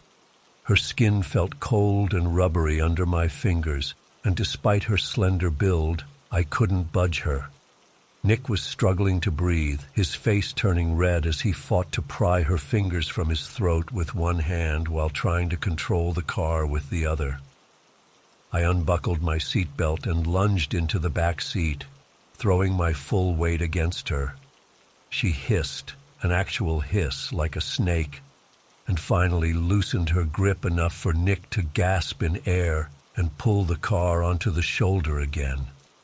The instant we stopped, I shoved her as hard as I could toward the door. Nick turned around and joined me, both of us pushing her while she clawed and scratched at us. Her nails felt like razors against my skin. I managed to get the door open, and together we forced her out. She tumbled onto the wet pavement, and Nick immediately hit the locks. The woman was on her feet instantly, too fast, like someone had rewound a video. She slammed her hands against the window, leaving smeared handprints that looked darker than water should be. "Go!" I screamed. Nick floored it, and the tires spun for a terrifying moment before catching. The car shot forward, throwing me back into my seat. I turned to look out the rear window, expecting to see the woman standing on the shoulder where we'd left her. What I saw instead makes me question my sanity to this day. She was standing in the middle of the road, not on the shoulder where we'd pushed her out, but directly in the center of our lane, at least 50 yards behind us. A distance she couldn't possibly have covered in the seconds since we'd driven away. She wasn't running after us. She wasn't moving at all. She was just standing there in the downpour, perfectly still, watching our taillights disappear into the darkness. "Nick," I whispered, "look in the rearview mirror." He glanced up, and I felt the car accelerate even more. "What the fuck?" he muttered, his voice hoarse from being choked. "What the actual fuck?" We drove in terror for the next 30 minutes, not daring to stop until we reached the gas station. The rain had finally started to ease up, but we were both shaking so badly we could barely function. Nick's neck had angry red marks that were already darkening into bruises. My arms were covered in scratches that burned like fire. The gas station attendant called the police for us, and we spent the next 2 hours giving statements. The officers were skeptical, of course. They assumed we'd picked up a disturbed hitchhiker who attacked us, then ran off. They said they'd checked the area, but didn't seem particularly concerned. We checked local news for the next week. Nothing. No reports of a woman found wandering the highway, no accidents, nothing. But the physical evidence was undeniable. Nick's throat was bruised in the perfect pattern of long, slender fingers. I had scratches that got infected and needed antibiotics. And the back seat of our car, the smell lingered for days, even after multiple cleanings. We found a dark, sticky residue on the seat that wasn't mud or water or anything else we could identify. We've driven that route twice since then, in daylight, trying to figure out what happened. There's no house nearby where she could have come from. No access road, nothing but dense forest and guardrails on both sides. I don't know what we encountered that night on the highway. I don't know if it was human, the way she moved, her strength, her voice, and how did she get back into the middle of the road so quickly? Sometimes when it rains at night, I think I can smell that sour scent again, and sometimes, Just as I'm falling asleep, I swear I can hear a rusty voice whispering, "It's so cold." If anyone has experienced anything similar in Clearwater County, or knows what this thing might have been, please tell me. I haven't had a full night's sleep since it happened. Nick won't drive at night anymore, and neither of us will ever stop for anyone on the side of the road again. I've kept this to myself for nearly 8 months now. Only told my dispatcher and my wife. They both think I should have gone to the police, but what was I supposed to say? "Officer, some guys in hoodies tried to maybe rob me on a road that I can't find again?"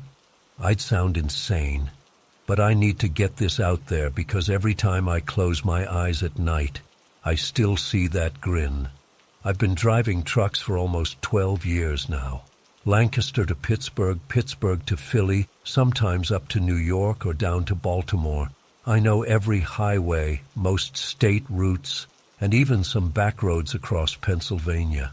I've driven in blizzards, torrential rain, you name it. None of that bothers me. What happened that night in April, though, that's different. It was a Thursday night, around 10 p.m. I was hauling electronics from Lancaster to a distribution center outside Pittsburgh. The usual route takes I-76 straight across the state, but there had been reports of major construction delays near Harrisburg. My GPS estimated an extra hour and 40 minutes if I took the interstate. I was already behind schedule after loading issues at the warehouse, and I knew my hours of service were ticking down. So I decided to take what my buddy Carl calls the scenic route, a series of state highways that cut northwest through more rural areas. It would save me maybe 30-40 minutes if everything went smoothly. The first hour was fine. Traffic was light, just occasional headlights passing in the opposite direction. My thermos of coffee was keeping me alert, and I had a podcast playing through the cab speakers. Around 11:30 p.m. I noticed my GPS signal starting to get spotty. It would freeze, then jump ahead, then recalculate. Annoying but not unusual in the more remote parts of PA where cell towers are sparse. I wasn't too worried since I had a general sense of where I was heading. The road narrowed as I continued, becoming just 2 lanes with thick woods pressing in from both sides. I remember checking my fuel gauge, just under half a tank. Plenty to get me where I was going, but I made a mental note to fill up at the next opportunity.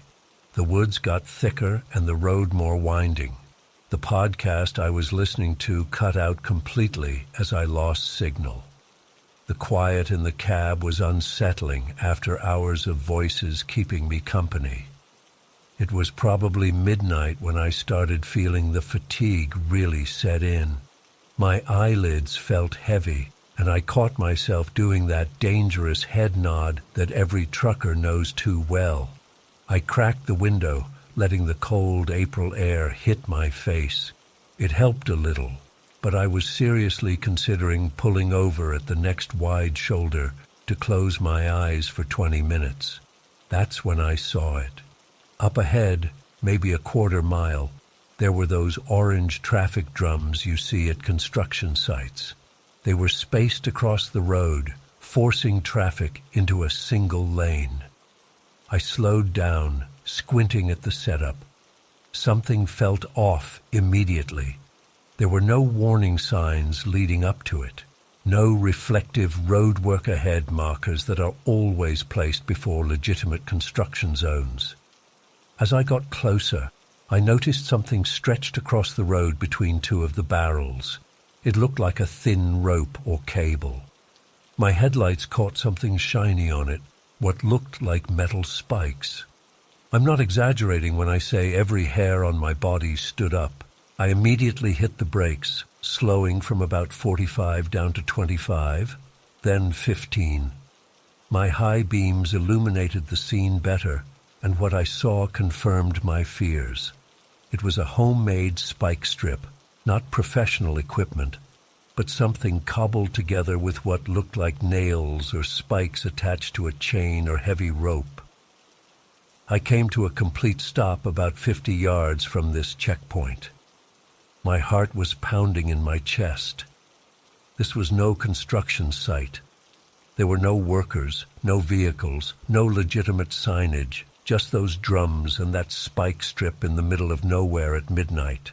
That's when I noticed movement in the trees to my right.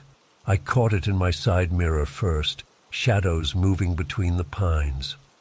I adjusted my mirror to get a better look and saw what appeared to be 2 or 3 figures emerging from the tree line.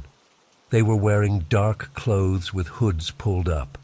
The cab of my truck suddenly felt like a glass box, exposed. I hit the door locks instinctively, even though I always drive with them locked. My hands were shaking as I reached for my phone. No signal, not even one bar. I put the truck in reverse, my foot hovering over the accelerator, when I noticed more movement, this time in my left mirror. Another hooded figure was approaching from the other side of the road. They were moving deliberately, spreading out to surround my truck. My brain was screaming at me to get out of there, but I was paralyzed for a few seconds, watching these shadows converge on my vehicle. Then I saw something that kick-started my body into action. In my rearview mirror, a 4th person appeared directly behind my trailer. Unlike the others who were keeping to the shadows, this one stepped right into the glow of my tail lights. I'll never forget what I saw. It was a man, probably in his 30s, wearing a dark zip-up hoodie. But it was his face that haunts me. He was grinning, not a nervous smile or even a threatening snarl. It was a wide, almost gleeful expression, like a kid about to open a present. His eyes reflected red in my lights, giving him this demonic appearance. He raised his hand, and I saw he was holding something metallic, maybe a crowbar or tire iron. The moment I saw him start moving toward the cab, my survival instinct finally kicked in. I slammed the truck into gear and hit the gas, but instead of driving forward toward the spike strip, I threw it in reverse. The engine roared as I backed up, forcing the grinning man to jump out of the way. I saw him scramble to the side in my mirror, that smile replaced by shock. The other figures started running toward my truck, abandoning their slow approach. One of them was shouting something I couldn't hear over my engine. I kept reversing, faster than you should ever back up a semi, until I had put about 100 yards between me and them. Then I remembered something crucial about this particular stretch of road. A few minutes back, I'd passed what looked like a crude logging path cutting through the trees on the right. It wasn't meant for a vehicle my size, but it was wider than a typical hiking trail. I threw the truck into drive and cranked the wheel hard, accelerating off the asphalt and onto the muddy shoulder. My headlights swept across the trees as I aimed for the gap I remembered. The truck lurched violently as the wheels hit the uneven ground. Branches scraped against the sides of my cab and trailer, making this horrible screeching sound against the metal. I have no idea how I managed to navigate a full semi with trailer down that path. Pure adrenaline, I guess. The path was barely wide enough, and my trailer kept catching on trees, but I pushed forward. My headlights bounced wildly, illuminating dense forest one second and nothing but darkness the next as I hit dips and rises. After what felt like an eternity, but was probably only a couple of minutes, the path widened slightly. I was completely disoriented, having no idea which direction I was heading, just knowing I needed to put distance between me and those men. The whole time, I kept checking my mirrors, terrified I'd see headlights following me or those hooded figures running behind me. Every shadow looked like a person. Every cracking branch sounded like footsteps. The path eventually connected to what seemed like an actual dirt road. It wasn't much, just 2 tire tracks worn into the ground, but it was something I could follow. I took it having no clue where it led, just praying it would take me away from whatever trap I'd nearly driven into. After about 20 minutes of white-knuckle driving down unmarked dirt roads, I finally saw something that made me want to cry with relief, a faint glow of lights in the distance. As I got closer, I realized it was a small gas station, one of those independent places with just 4 pumps and a mini-mart. I pulled in, the bright fluorescent lights of the station feeling like the most beautiful sight I'd ever seen. There was an old guy behind the counter inside, maybe in his 70s. When I walked in, my legs were shaking so badly I had to lean against the counter. "You all right, son?" he asked me. "You look like you've seen a ghost." I didn't know what to tell him. How do you explain what just happened without sounding crazy? I mumbled something about getting lost and taking a wrong turn. Asked him where exactly I was. Turned out I was about 30 miles northwest of where I thought I'd been. The road I'd been on apparently cuts through what locals call Blackwood Forest. When I mentioned the name of the road I'd been on, the old man's expression changed. He didn't seem surprised, just sad, like he'd heard similar stories before. "You're not the first to have trouble on that stretch," was all he said. He wouldn't elaborate, just suggested I stick to the main highways, especially at night. I bought the strongest coffee they had, used the bathroom to splash cold water on my face, and called my dispatcher to let them know I'd be late. I didn't tell him the real reason, just blamed it on getting lost with GPS issues. When I got back on the road, I took the long way around, sticking to well-lit highways with other traffic. I was jumpy the whole way, flinching at every car that came up behind me. I kept seeing that man's face in my mind, that unnatural grin, like he was excited about what he was about to do to me. I've been driving trucks for 12 years and never once carried a weapon. The day after this happened, I bought a baseball bat that now rides shotgun with me. I've also installed extra lights on my rig and a better CB radio. I've tried researching incidents in that area. There are vague reports of thefts, abandoned vehicles, even a few missing persons cases over the years, but nothing concrete tying them to what I experienced. I've thought about going to the police countless times, but what would I tell them? I can't even find that road on a map now. It's like it disappeared. Or maybe I was so turned around I can't retrace my route. What keeps me up at night isn't just the memory of those men or what might have happened if I'd driven over that spike strip. It's the feeling that this wasn't random, that they knew what they were doing. The placement of those drums, the spike strip, the way they emerged from different directions. It felt practiced, like they'd done this before. And succeeded. I wonder how many other drivers weren't as lucky as me. How many fell for that fake construction zone in the middle of nowhere and never made it out of Blackwood Forest. Every time I get behind the wheel now, especially at night, I stick to the main routes.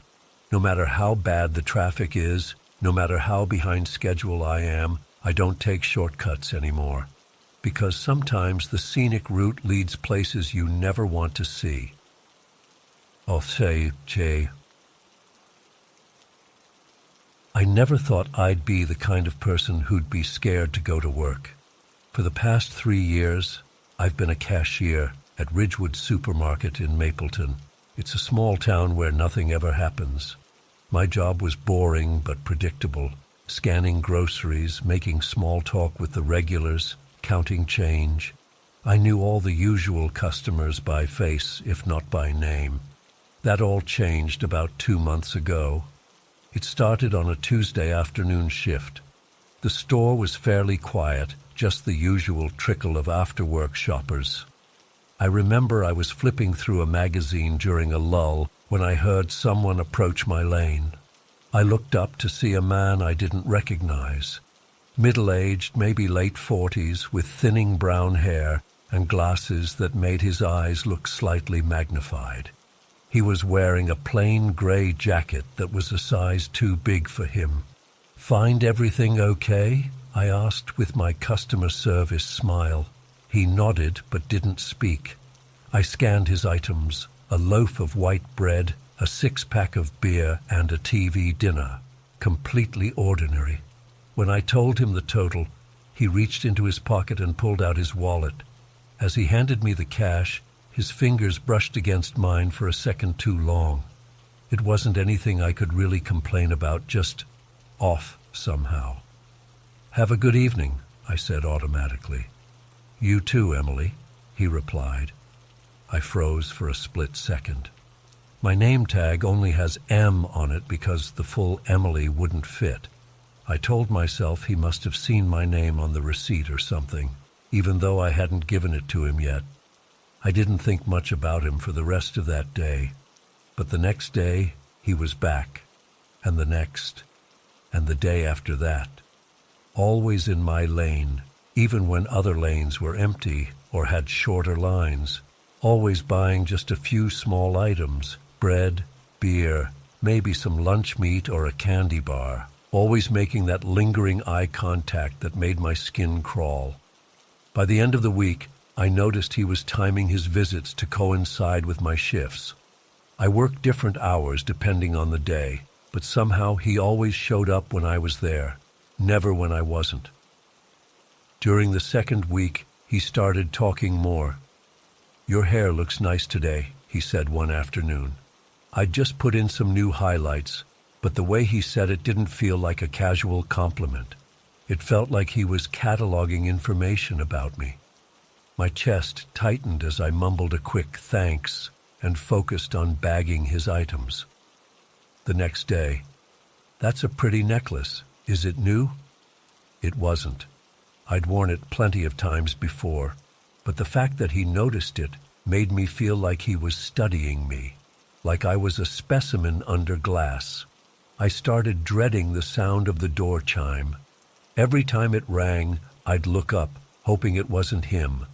Most times it wasn't, but the relief I felt when someone else walked in just made the tension worse when he eventually did show up. By the third week, I was asking my coworkers to switch lanes with me, but I couldn't always explain why without sounding paranoid. I mean, what was I supposed to say? This guy comes in and buys bread and looks at me?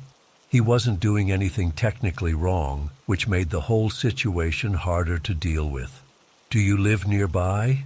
he asked one day as I was handing him his change. I live in town," I said vaguely. "Must be nice to have such a short commute." His smile didn't reach his eyes. I mentioned him to my manager, Jeff, but he just shrugged it off. Some customers get attached to certain cashiers. As long as he's not causing trouble, just be polite. But the guy was causing trouble, just not the kind that was easy to point to. He was making me dread coming to work. I started checking the parking lot before leaving at night. I took different routes home. I kept my phone in my hand with 911 ready to dial. Then last Thursday happened. It was a slow evening, almost closing time. We close at 9 p.m. on weekdays, and it was around 8:30. I was counting down the minutes until I could go home. The store was nearly empty, just a couple browsing the frozen food section, and Mrs. Hendricks picking up her weekly supply of cat food. I heard footsteps approaching my register and looked up to see him. But this time, he didn't have any groceries. He just walked right up to my checkout lane and stood there, hands in his pockets, staring at me.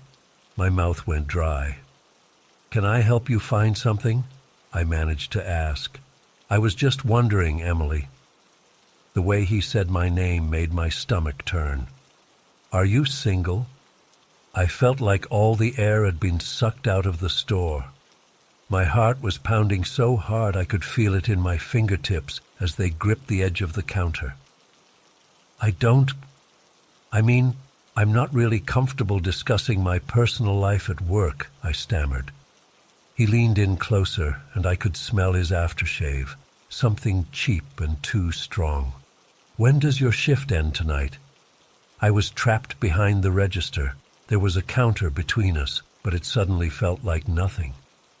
I glanced around desperately, but Jeff was in the back office, and the only other cashier on duty was all the way at the other end of the store. "I'm not sure," I lied. "They might ask me to stay late. It depends." He smiled then, and it was the worst thing I'd ever seen. It wasn't angry or threatening. It was patient, like he had all the time in the world. "That's okay. I don't mind waiting." Then he just turned and walked out of the store without buying anything. My hands were shaking so badly I had to sit down. Mrs. Hendricks came up a few minutes later with her cat food, and she must have noticed something was wrong because she asked if I was feeling okay. I nodded and rang her up, but I couldn't focus on anything except the glass doors at the front of the store. When my shift ended at 9, I went straight to Jeff's office and told him everything. For the first time, he actually looked concerned. "I'll walk you to your car," he said, "and I'll keep an eye out for this guy. If he comes back and bothers you again, we'll ban him from the store." I felt a tiny bit of relief, but not much. Jeff grabbed his keys, and we headed toward the exit. As we walked through the parking lot, I kept looking around, jumping at every shadow. The lot was mostly empty by that point. Just a few employee cars and some shopping carts that hadn't been collected. That's when I saw him. He was standing between two parked cars about halfway down the row where my Honda was parked. Just standing there, watching. The security lights made half his face glow yellow, while the other half remained in shadow. He wasn't moving, wasn't approaching, just staring. I grabbed Jeff's arm so hard he winced. "That's him," I whispered. Jeff squinted in the direction I was looking. "Hey," he called out, "the store's closed. Can I help you with something?" The man didn't respond. He just kept staring at me. "Sir, you need to leave private property now, or I'm calling the police," Jeff said, pulling out his phone demonstratively. Finally, the man moved. He backed up slowly, still facing us, until he reached the edge of the parking lot. Then he turned and walked away, disappearing behind the 24-hour laundromat next door. I was shaking so badly, I could barely get my key in the ignition. Jeff waited until I started my car and even followed me for the first few blocks to make sure I wasn't being followed. When I got home, I double-checked all my locks and windows. I even pushed my dresser in front of my bedroom door. I didn't sleep at all that night. I just sat up in bed, jumping at every creak and noise outside my window. I called in sick the next day, and the day after that. When I finally went back to work on Monday, Jeff told me they hadn't seen the guy since that night. He said they'd reviewed the security footage, but it wasn't much help. The cameras don't cover the whole parking lot, and the guy never did anything obviously threatening inside the store. It's been a week now, and he hasn't come back. Jeff let me switch to morning shifts for a while, which helps a little, but I still check over my shoulder constantly. I still take different routes home. I still sleep with my dresser against my door. The thing that scares me most isn't what he did. It's what he didn't do. He never yelled or threatened me outright. He never tried to touch me inappropriately. He just watched, waited, learned my patterns, and when he was ready, he let me know he was there. I can't help feeling like this isn't over, like he's just waiting for me to relax, to let my guard down. Sometimes when I'm driving home, I check my rearview mirror and expect to see him behind me. When I'm getting ready for work in the morning, I look out my window, half expecting to see him standing on the sidewalk across the street. The other day I was at the gas station on the other side of town, and I thought I saw him walking into the convenience store. By the time I worked up the courage to look, whoever it was had disappeared inside. I drove away without filling up my tank. I don't know what to do. The police said they can't do much since he hasn't actually threatened me. They told me to call if he shows up again or does anything else. But what if by then it's too late? I'm typing this from my bedroom, with my back against the wall where I can see both my door and my window. It's almost 2 a.m. and I can't sleep. Every time I close my eyes, I see him standing in that parking lot, just watching and waiting. For what? I don't know. I keep wondering, why me? What made him fixate on me out of all the cashiers at Ridgewood? Was it something I said or did? Or was I just unlucky enough to be working when he first came in? The worst part is not knowing who he is or what he wants, not knowing if he's given up or if he's just biding his time, not knowing if I'll ever feel safe again. Sometimes I think I should quit my job and move away, but then I think, would that even help?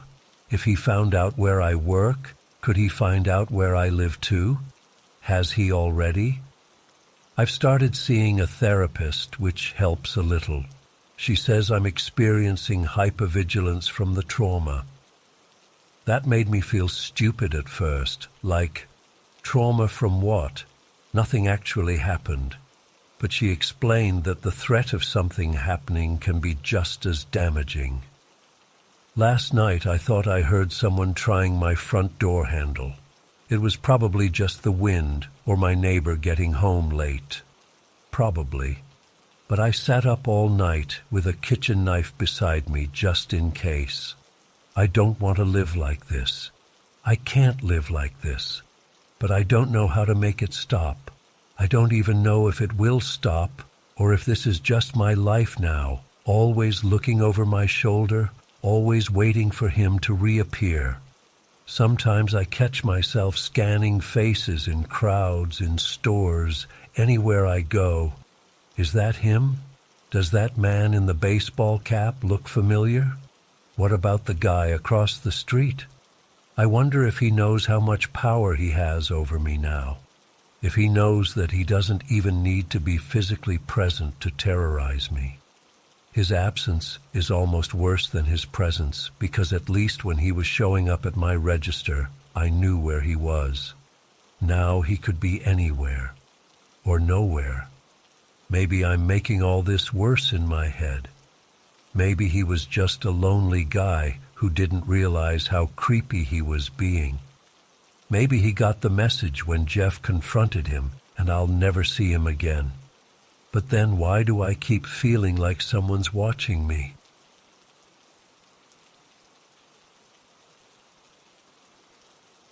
I've always been what you call a night owl. While most people are winding down or already asleep, I'm often at my most alert and focused. That's why I started doing my grocery shopping late at night about 2 years ago. The Westfield Market near my apartment stays open until midnight, and there's something so peaceful about wandering the aisles at 10:30 p.m. when there's hardly anyone else around. No crowds, no lines, no crying babies, or people blocking the aisles with their carts while they have conversations. Just me, my thoughts, and the soft background music they play. Last Thursday night started like any other late shopping trip. I'd had a long day at work, came home, ate dinner, watched some Netflix, and headed out to Westfield around 10 p.m.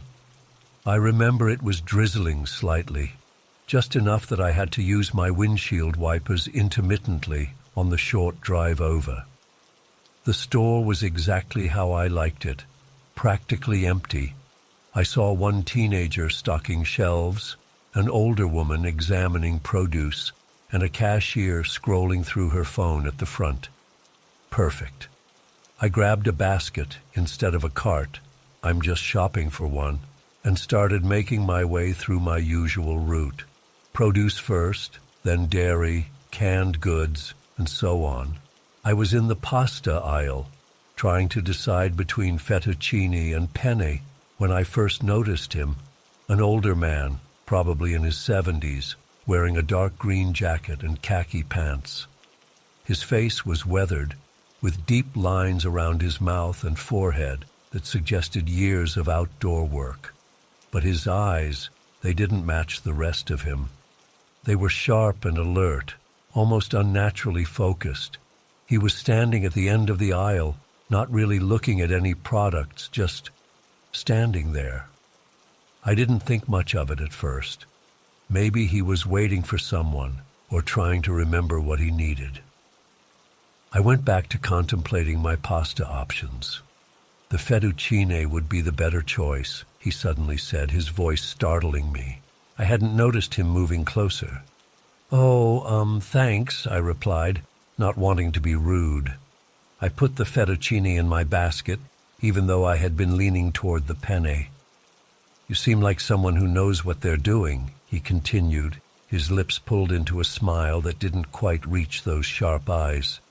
"I've noticed your shopping routine is very efficient." That comment made my skin prickle. My routine? Had he been watching me shop before? I'd never seen him in here during my late-night trips.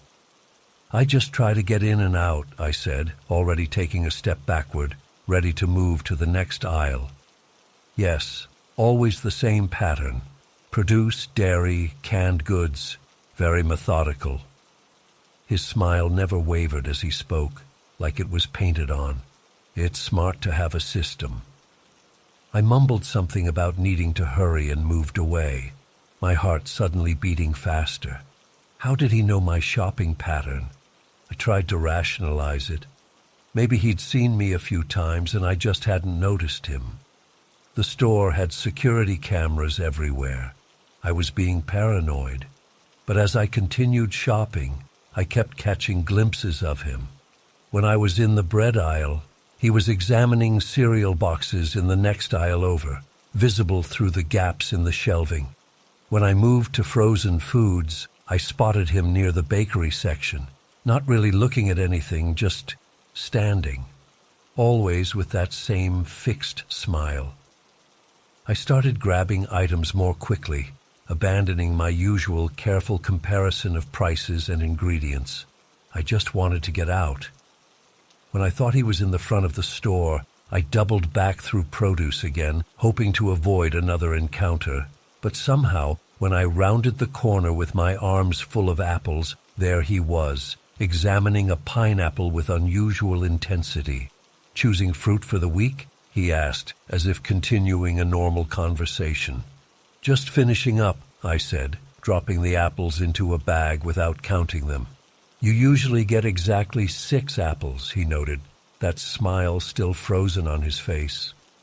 "1 for each workday and 1 for Saturday." My blood ran cold.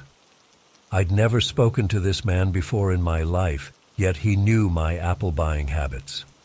I abandoned any pretense of continuing my shopping and headed straight for the checkout. There was no line, of course. The cashier, a college-aged girl I'd seen many times before, greeted me with the usual, "Find everything okay?" I just nodded, glancing over my shoulder to see if the man had followed me. He hadn't, but I could see him at the end of aisle 3, watching me, not even pretending to shop anymore. "Are you okay?" the cashier asked, noticing my distraction. "Yeah, fine," I said quickly, "just tired."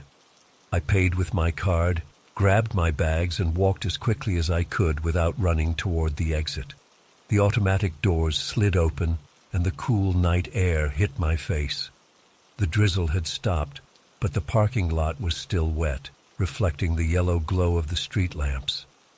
I thought I'd escaped, that I could just get to my car and drive away from this creepy encounter. Then I saw him. He was already outside somehow, leaning against the wall by the entrance, watching me with those piercing eyes, that smile still fixed in place. "Have a good night," he called as I walked past, his voice carrying in the empty lot. "Drive safely." I didn't respond, just gripped my grocery bags tighter and walked faster toward my car. The parking lot suddenly seemed endless, the distance to my vehicle stretching out before me. I could feel his eyes on my back the entire time, like a physical weight pressing between my shoulder blades. When I reached my car, I fumbled with my keys, nearly dropping them in my hurry. I threw the groceries in the back seat and practically fell into the driver's seat, locking the doors immediately. Through the windshield, I could still see him standing by the entrance, watching me. I started the car and pulled out of the lot as quickly as I safely could. The whole drive home, I kept checking my rear-view mirror, convinced I would see headlights following me. But there was nothing. The roads were nearly empty at that hour. When I got to my apartment building, I parked in my usual spot and sat there for a moment, trying to calm down. I was being ridiculous, right? He was just a weird old man who had noticed me shopping before. Creepy, yes, but not dangerous. I grabbed my groceries and hurried inside, locking my apartment door behind me and sliding the chain into place. I put the groceries away mechanically, still feeling unsettled, but starting to think I had overreacted. After all, nothing had actually happened. He hadn't threatened me or tried to follow me home. He was just weird. I was about to take a shower when my phone buzzed with a text message. Unknown number. I opened it without thinking. You made it home safely. Good. I knew you would. My hands started shaking so hard I nearly dropped the phone. Before I could even process what I was reading, another message came through. I told you, you seem like someone who knows what they're doing. I felt like I was going to throw up. How did he get my number? How did he know I was home? I ran to the windows and pulled all the blinds shut, then checked that the door was still locked and chained. With trembling fingers, I blocked the number and deleted the messages. Then I sat on my couch in the dark, listening to every small sound in my apartment building, jumping at creaks in the hallway and voices from neighboring units. I didn't sleep that night, not even for a minute. I sat there with all the lights on, a kitchen knife on the coffee table in front of me, wondering how he had done it. How had he gotten my phone number? Had he followed me home before, on previous shopping trips? Had he been watching me for weeks without me noticing? The next morning, I called in sick to work and went to the police station. I told them everything about the encounter, the text messages. The officer was sympathetic but not particularly helpful. Unfortunately, ma'am, he didn't actually threaten you, she explained. And since you deleted the messages, we don't have any evidence of harassment. The number was probably a burner phone anyway. She recommended I change my routine, maybe shop at different stores or different times. She said I could file a report, so there would be a record if anything else happened. I did, but I left feeling like I had wasted my time. I spent the next few days jumping at every notification on my phone. I changed my number the following Monday. I installed a security camera at my front door and extra locks on my windows.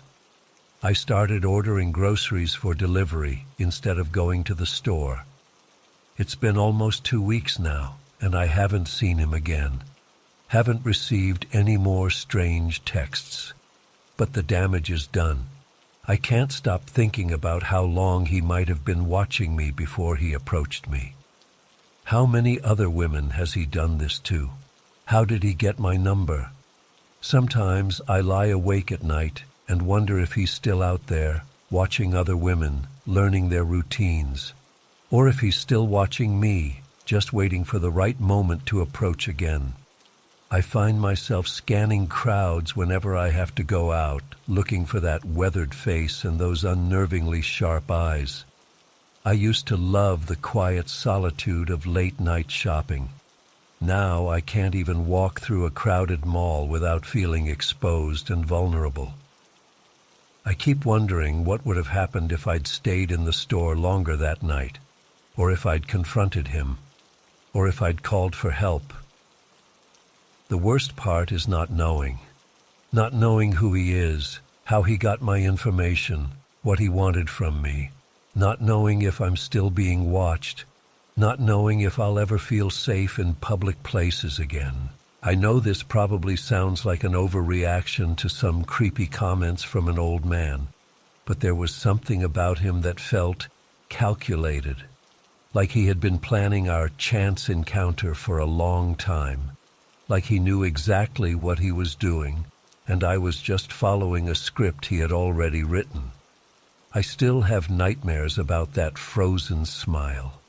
And every time my phone buzzes with a text from an unknown number, my heart stops for a second before I can convince myself to look at it.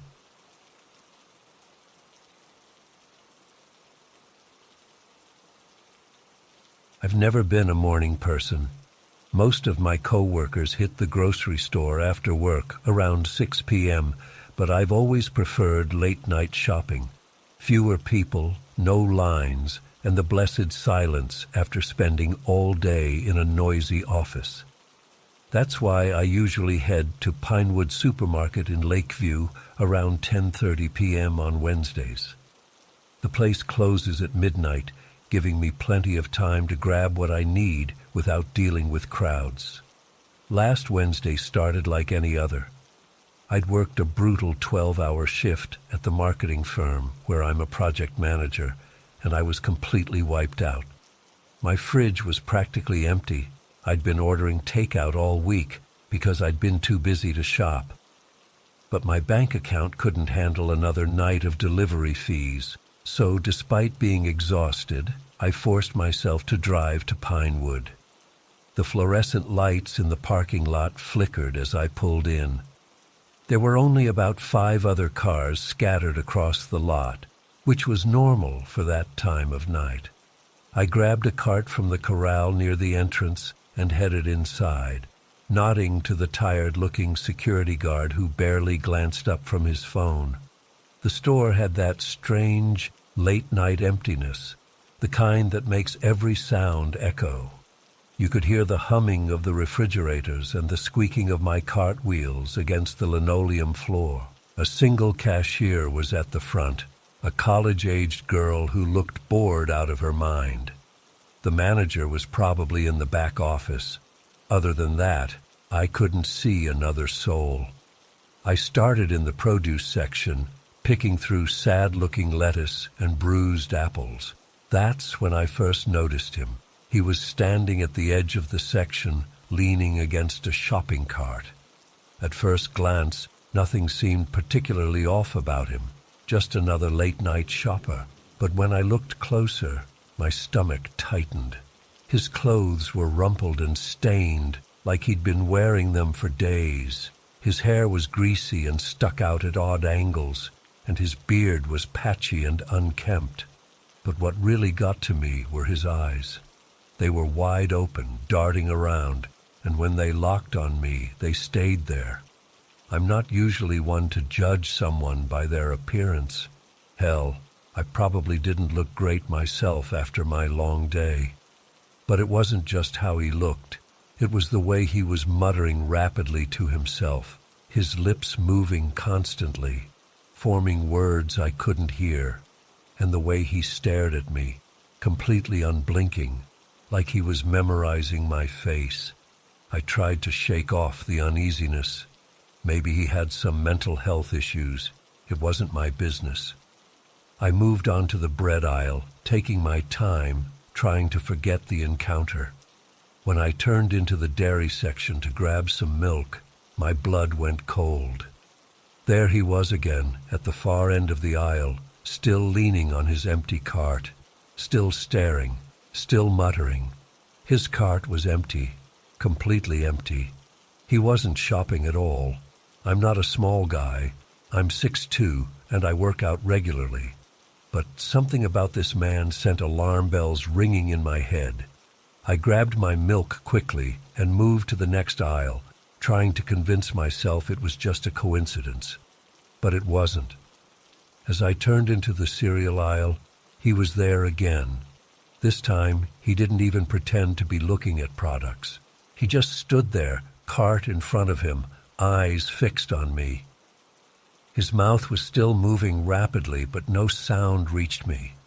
I noticed his hands then, dirty fingernails and knuckles that looked red and raw. The store suddenly felt much bigger and much emptier than it had before. I couldn't see or hear anyone else around me. The cheerful muzak playing overhead seemed to fade into a distant hum, and all I could focus on was this man and the growing certainty that he was following me. I abandoned my careful shopping plan and started grabbing things at random, just wanting to finish and get out. Pasta, sauce, some frozen dinners. I didn't even check prices. Every aisle I turned down, within seconds, he would appear at the other end. Always the same distance, always staring, always with that empty cart. At one point, I deliberately backtracked, doubling back through an aisle I'd already visited. He was waiting for me, like he knew exactly where I would go. My heart was hammering now. I thought about finding an employee, but the only one I'd seen was the cashier up front, and I'd have to pass several aisles to reach her. What would I even say? This guy keeps looking at me?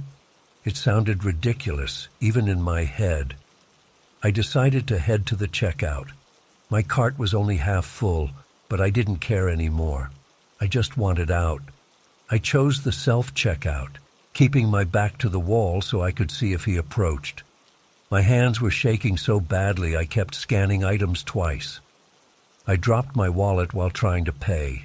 The cashier didn't notice anything wrong.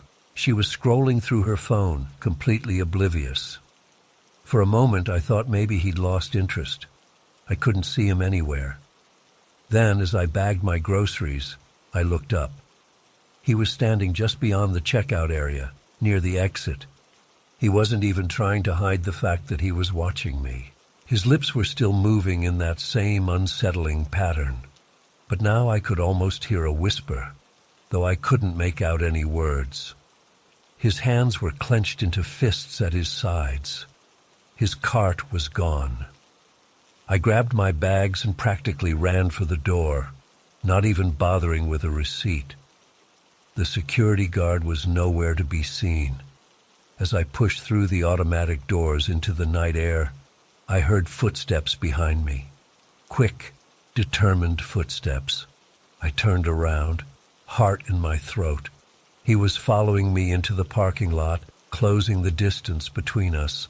Under the flickering fluorescent lights, his face looked even more disturbing, gaunt and pale, with those unblinking eyes fixed on me. For a split second, we just stood there, locked in this moment of terrifying stillness. Then I broke into a run. I sprinted to my car, fumbling with my keys. I could hear him coming closer, his breathing ragged and loud. I managed to unlock my car and throw my groceries into the passenger seat, slamming the door shut just as he reached the car. Through the window, I could see his face up close for the first time, those wide, unblinking eyes, the lips still moving in that weird pattern. He placed one hand on my window, those dirty fingernails scraping against the glass. I started the car with shaking hands and reversed so quickly I nearly hit another parked car. As I sped out of the lot, I glanced in my rearview mirror. He was standing exactly where I'd left him, watching my car disappear down the road. The drive home was a blur. I kept checking my mirrors, convinced he was somehow following me. I took a longer route home, making random turns to make sure I wasn't being tailed.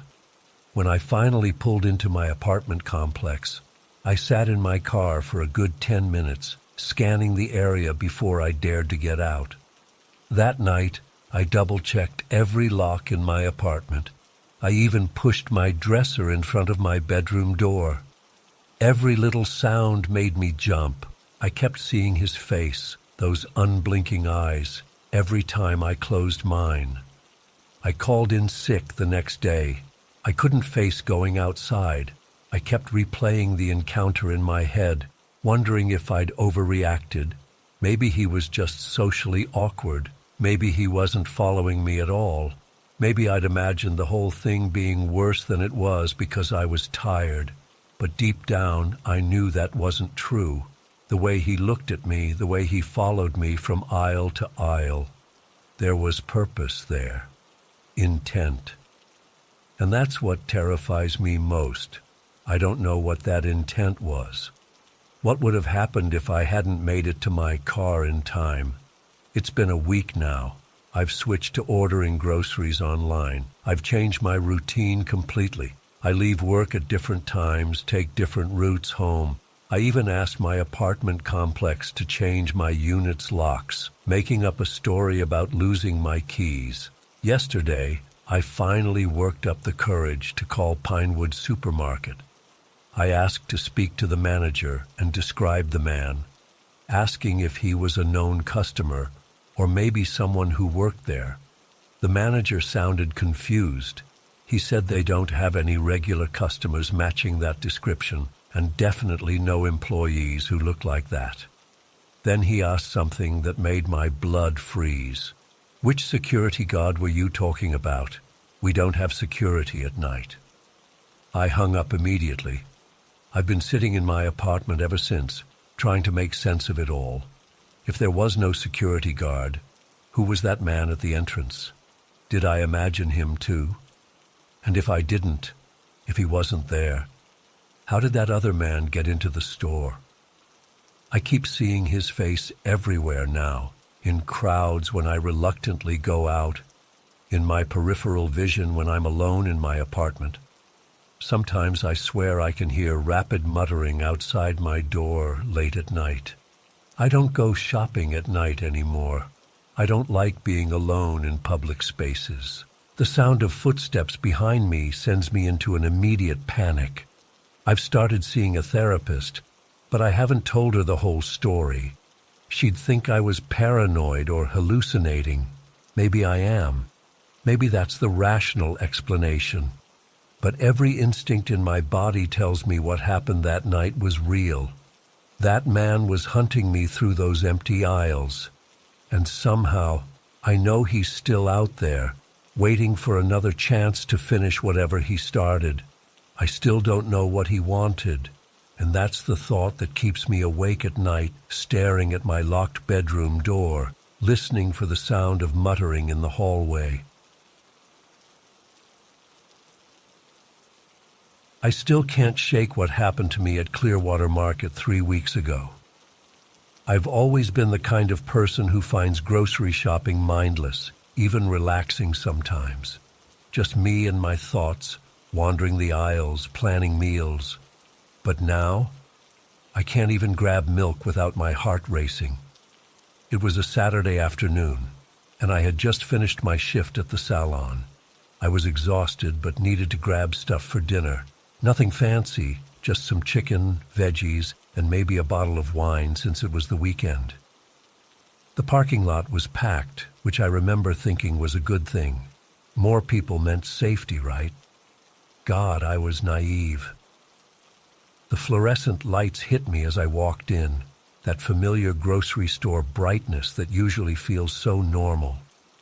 I grabbed a cart and headed to the produce section first, like I always do.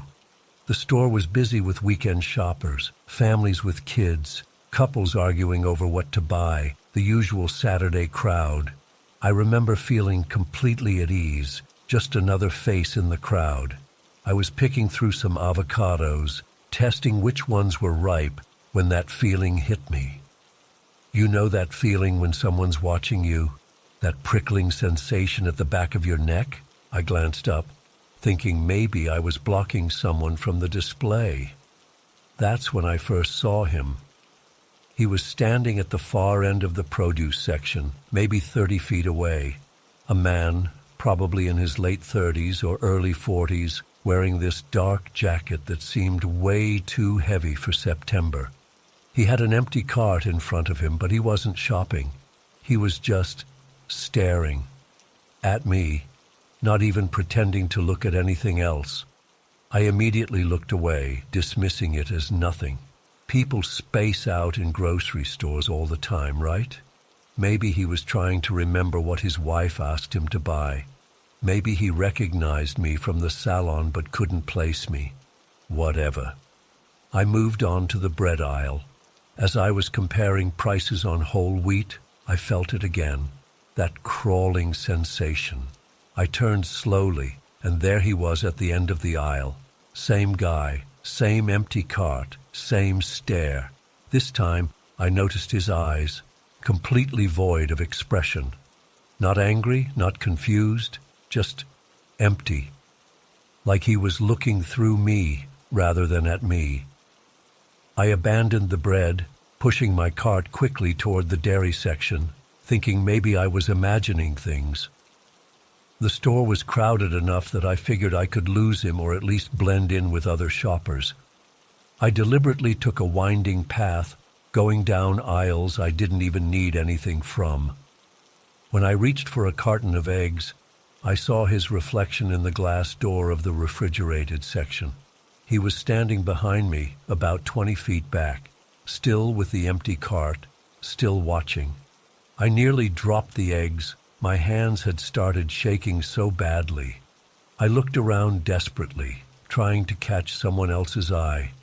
A store employee, another shopper, anyone. But everyone was in their own world, checking their phones, wrangling kids, comparing prices. No one noticed my panic or the man who was methodically following me through every section. What made it worse was how calculated it felt. He wasn't tailgating me or getting close enough that I could confront him. He maintained this perfect distance, close enough to keep me in sight, far enough that screaming, "Stop following me," would make me look like a lunatic.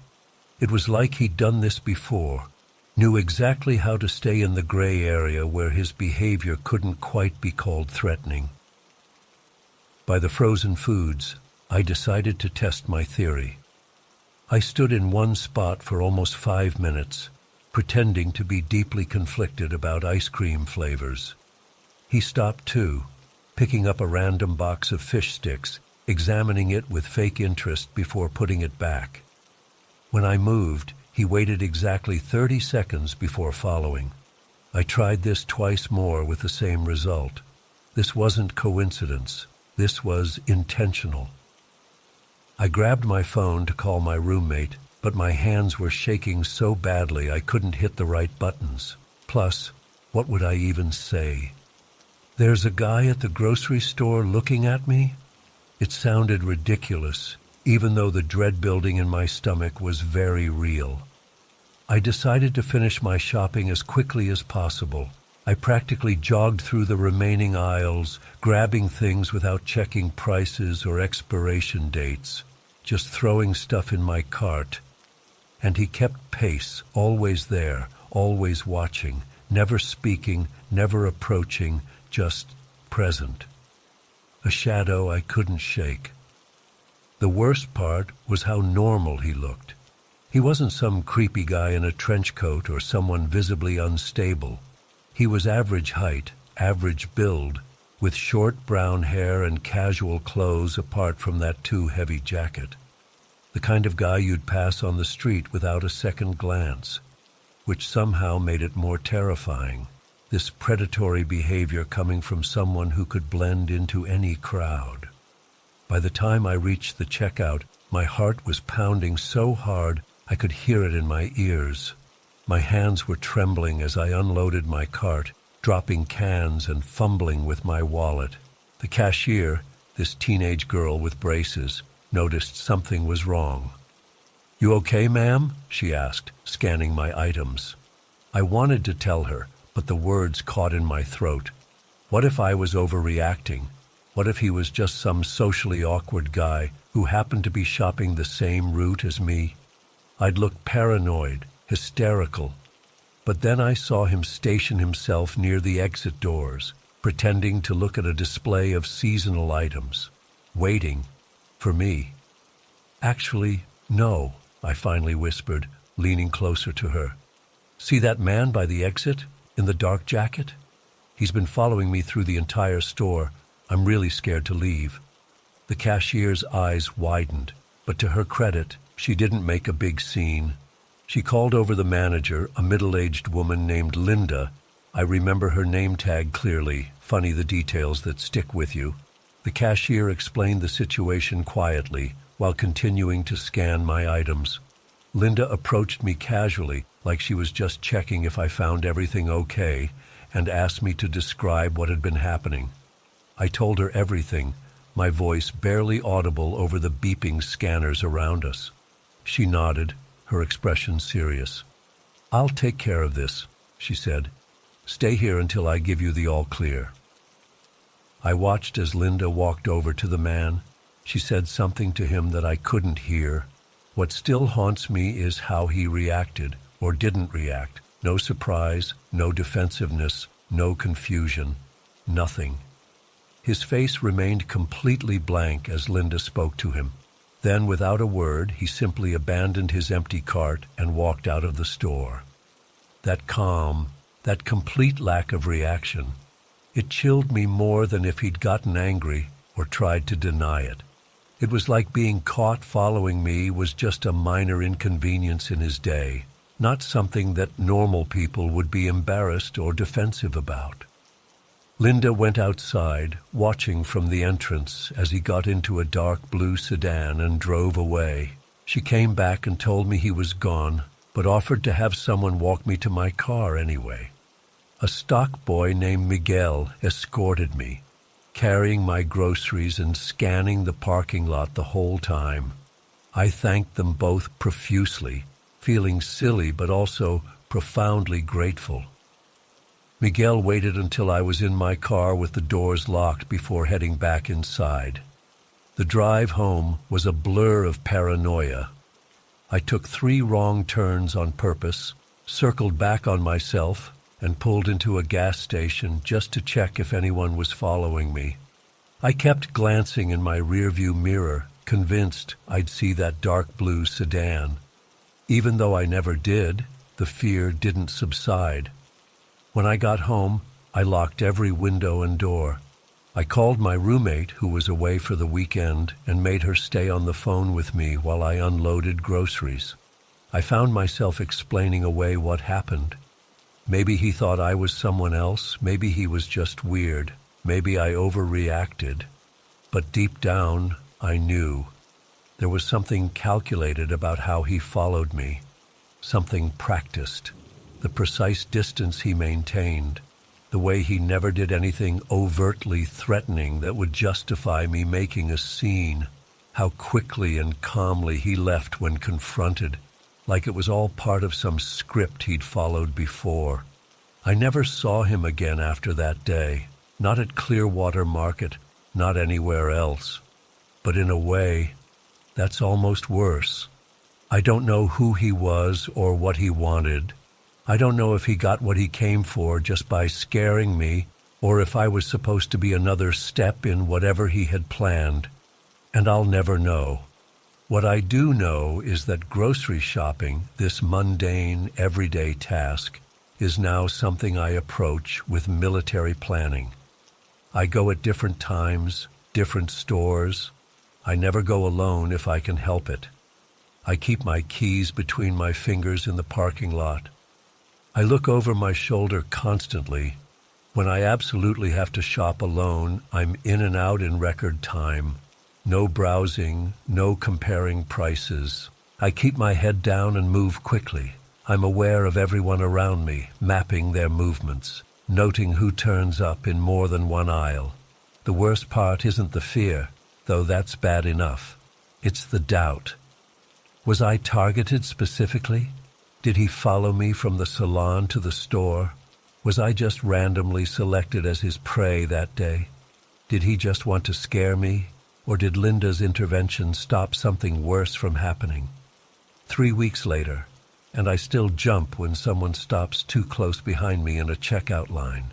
I still scan parking lots before getting out of my car. I still wonder if he's out there, picking someone else to follow.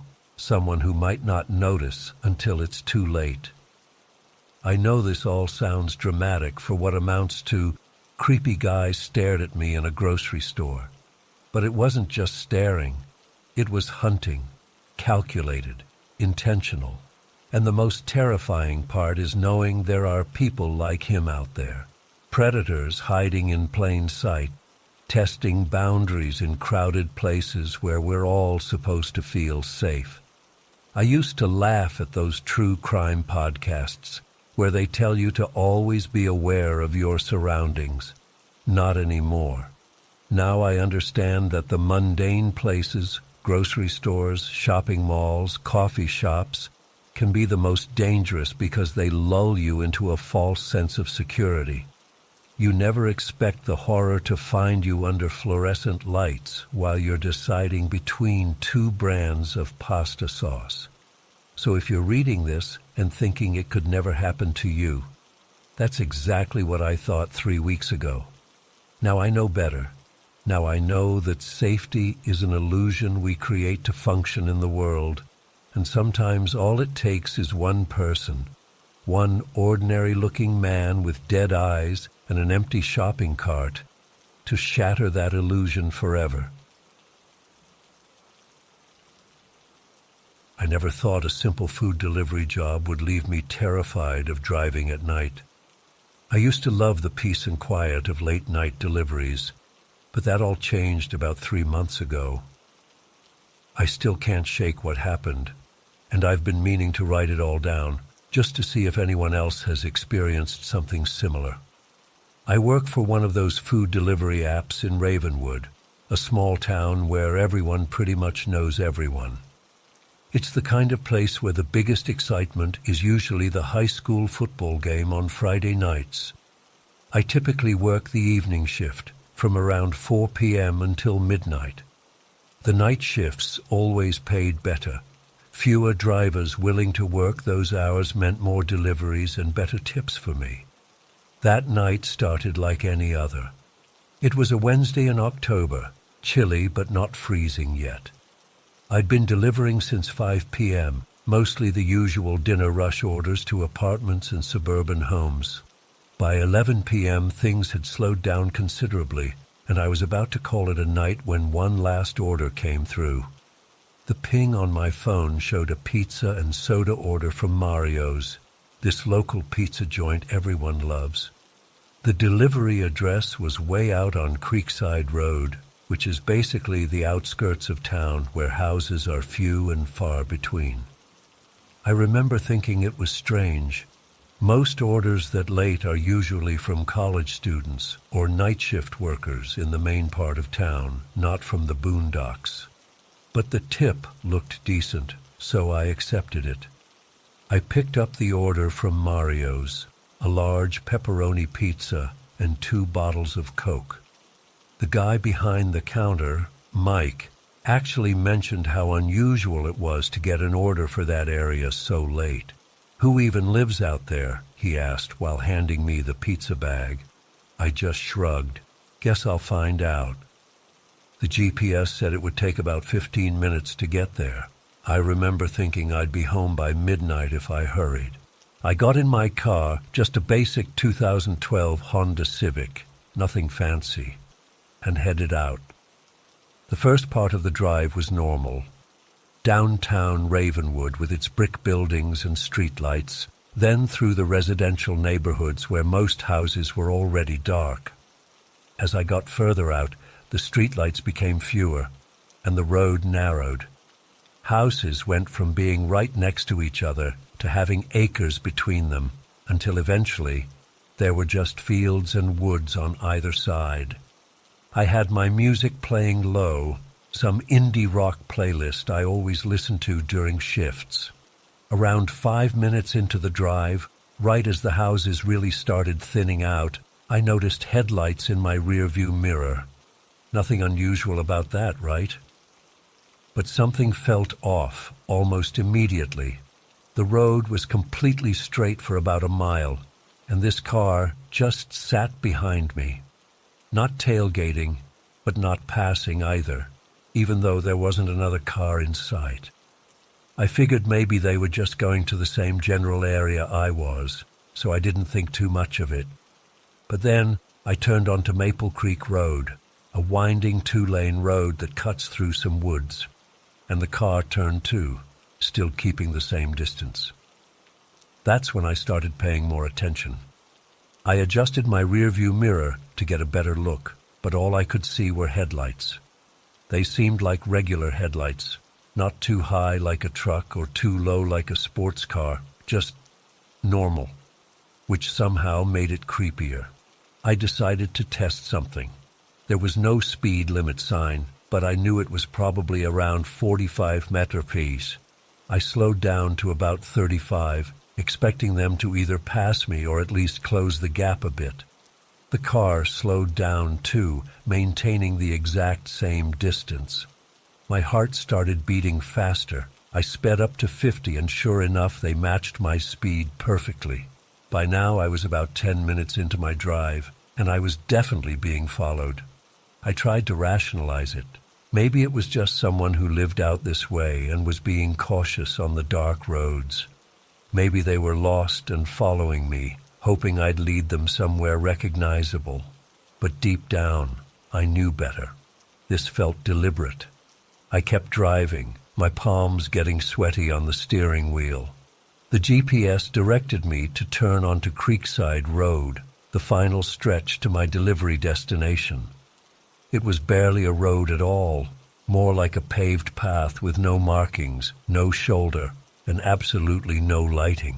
The trees on both sides seemed to close in, creating a tunnel of darkness that my headlights barely penetrated. And the car followed me onto Creekside Road. By this point, my mouth was dry, and I could hear my heart pounding in my ears. I was still about 3 minutes from the delivery address, and there was literally nowhere to turn off, nowhere to pull over safely. Just this narrow, winding road through dense woods. I tried calling my girlfriend, but the call wouldn't go through. The signal out there was spotty at best. I thought about calling 911, but what would I even say? Someone's driving behind me. It sounded ridiculous, but in that moment I was genuinely terrified. Then I saw it, a small dirt road branching off to the right. It wasn't on my GPS, just a narrow opening between the trees. Without thinking twice, I made a sharp turn onto it, not even slowing down enough. My tires skidded on the loose gravel, and the pizza probably went flying in the back seat. But I didn't care.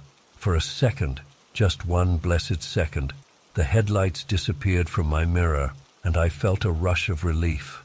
But then my blood went cold. The headlights reappeared, turning onto the dirt road behind me. The dirt road was bumpy and uneven, making my car bounce and rattle. I was pushing 40 mph on a path that probably wasn't safe above 15, but panic had taken over. My hands were shaking so bad I could barely keep the wheel straight.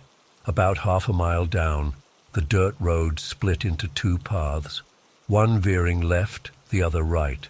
I took the left fork without hesitation, hoping to lose them in the confusion.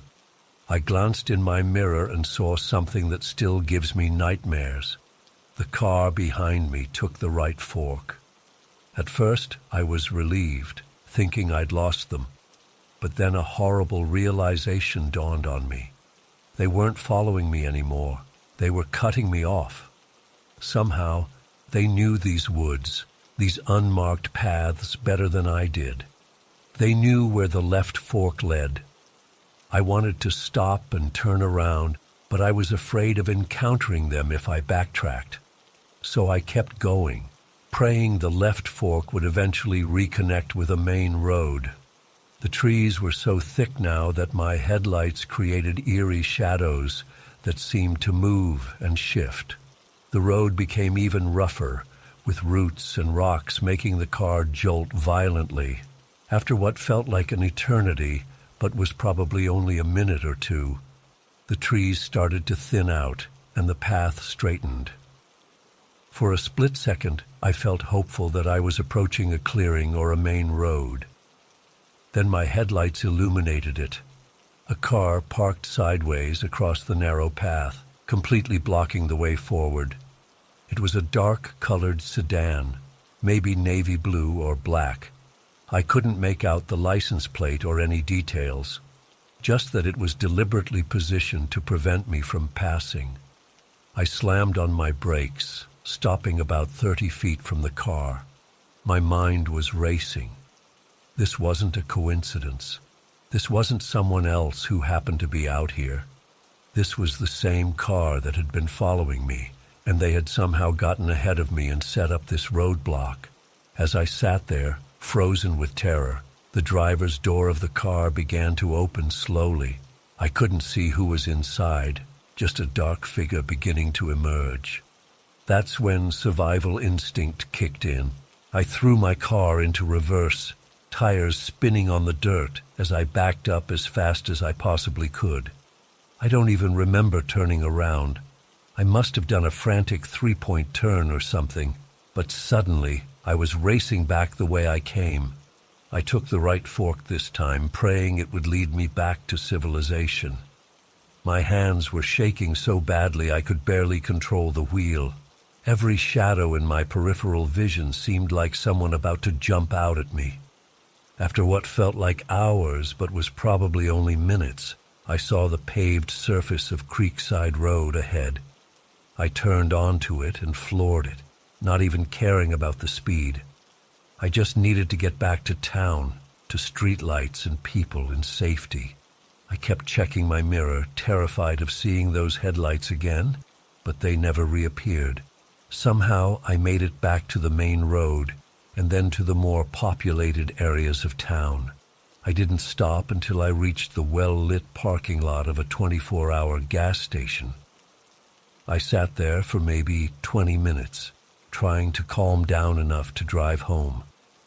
My shirt was soaked with sweat, and I couldn't stop my hands from trembling. I never made the delivery. I don't even know what happened to the pizza. It had fallen on the floor during my escape. I didn't care. I just wanted to be safe. I reported the incident to the police the next day, but they didn't take it very seriously. "Probably just some local kids messing with you," one officer suggested. "Or maybe someone who recognized the delivery car and wanted to scare you." But I know it wasn't that simple. The way they drove, the precision of their movements, how they knew where that left fork would lead, it felt calculated, deliberate, like they'd done this before. I looked up the delivery address afterward. It doesn't exist. There's no house at that location on Creekside Road, just more woods. Someone had deliberately sent me out there, to that specific spot, at that specific time. I quit the delivery job the next day. I've been working at a warehouse since then, day shifts only. I still drive, but never at night if I can help it. And never, ever on those back roads. The thing that haunts me most isn't just what happened, but what didn't happen. I never saw who was getting out of that car. I never found out what they wanted or why they targeted me.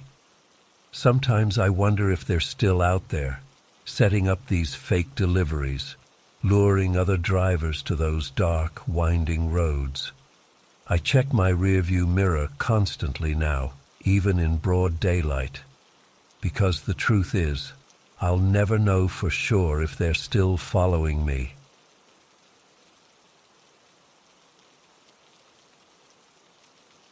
I've been a food delivery driver for nearly 5 years now, and I've pretty much seen it all. The good tippers, the non-tippers, the weirdos who meet you in their underwear, and the nice old ladies who try to give you homemade cookies. But what happened last Tuesday night was something else entirely. I still can't explain it, and honestly, I'm not sure I want to. It was close to midnight, and I was ready to call it quits after a slow night. Tuesday nights in Pinewood Valley aren't exactly booming, especially not when you get into October and the weather starts turning. I was sitting in my car outside a 7-Eleven, scrolling through my phone and debating whether to clock out when my delivery app pinged with one last order. Normally, I would have declined it. I was tired, it was late, and I had an early shift at my second job the next morning. But then I saw the payout. $28.50 for a single delivery. In my area, that's practically unheard of. So I accepted it without really checking the delivery location. The pickup was from Burger Barn, a place I've been to hundreds of times. The girl at the counter, Melissa, I think, we see each other so often we're practically friends, handed me the order. Kind of late for someone to be ordering from all the way out there, isn't it? She asked, nodding at my phone screen. That's when I finally looked at the address and realized how far out it was. The GPS showed it was about 15 miles outside town, somewhere in the sticks past the old lumber mill. I nearly unassigned the order right there, but honestly, $28.50 is $28.50, and my rent isn't going to pay itself. So I got back in my car, a 2007 Honda Civic that's seen better days but gets decent gas mileage, and started driving. The roads got darker and narrower the further I got from town. I've lived in Pinewood Valley my whole life, but there are parts of the surrounding countryside that even locals don't visit much. This delivery was taking me to one of those areas. After about 10 minutes on the main highway, I turned onto a county road that I'd never been on before. The streetlights ended completely, and the trees pressed in close on both sides of the road. My headlights caught the reflection of animals' eyes watching from the woods occasionally, which always gives me the creeps.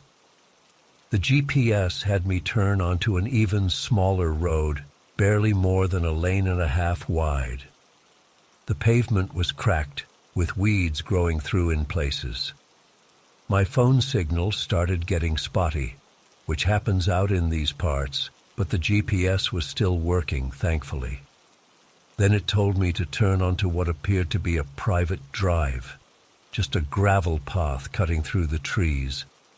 I slowed down, double-checking the address on my phone.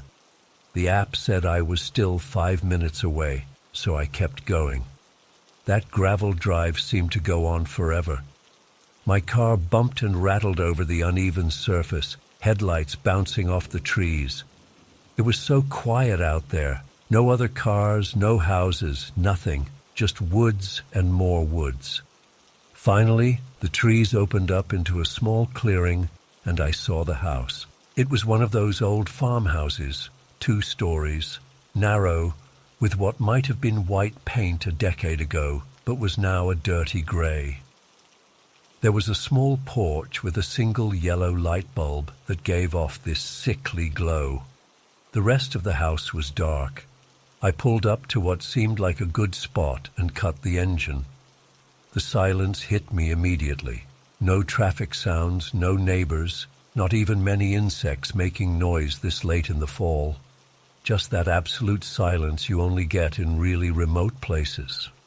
I grabbed the food bag and my phone, checking to make sure I had the right house.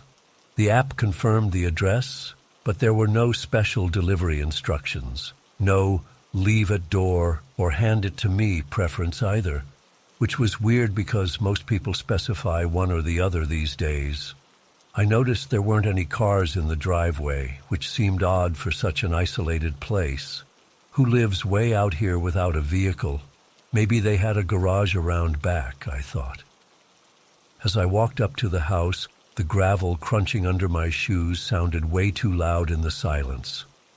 I climbed the 3 wooden steps to the porch, which creaked under my weight. The floorboards felt solid enough, but old. The whole place had that feeling of age to it. Not the charming kind, but the neglected kind. The yellow porch light attracted a few moths that kept bumping against it. Up close, I could see the paint was actually peeling off in long strips in some places.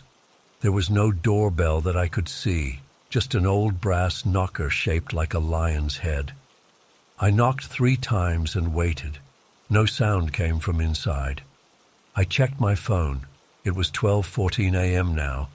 Maybe they fell asleep waiting for their food. But then, why order so late? I knocked again, louder this time. Still nothing. That's when I noticed the door wasn't fully closed. It was open just a crack, maybe half an inch, not enough to see inside, but enough to tell it wasn't latched. "Hello?" I called out. "Food delivery." No answer. I stood there for a minute, unsure what to do. The app didn't specify how to handle the delivery, and with the door ajar like that, it felt weird to just leave the food. What if an animal got it? But I also wasn't about to walk into a stranger's house. Finally, I decided to just set the food down on the welcome mat, which ironically said "Go away" in faded letters, take a photo as proof of delivery, and leave. So that's what I did. As I was setting the bag down, the door swung open a few more inches on its own. I figured it must be the weight of the door, or maybe a draft from inside. But now I could see a bit into the house, a dimly lit hallway with old-fashioned wallpaper, the kind with little flowers that you see in grandma houses.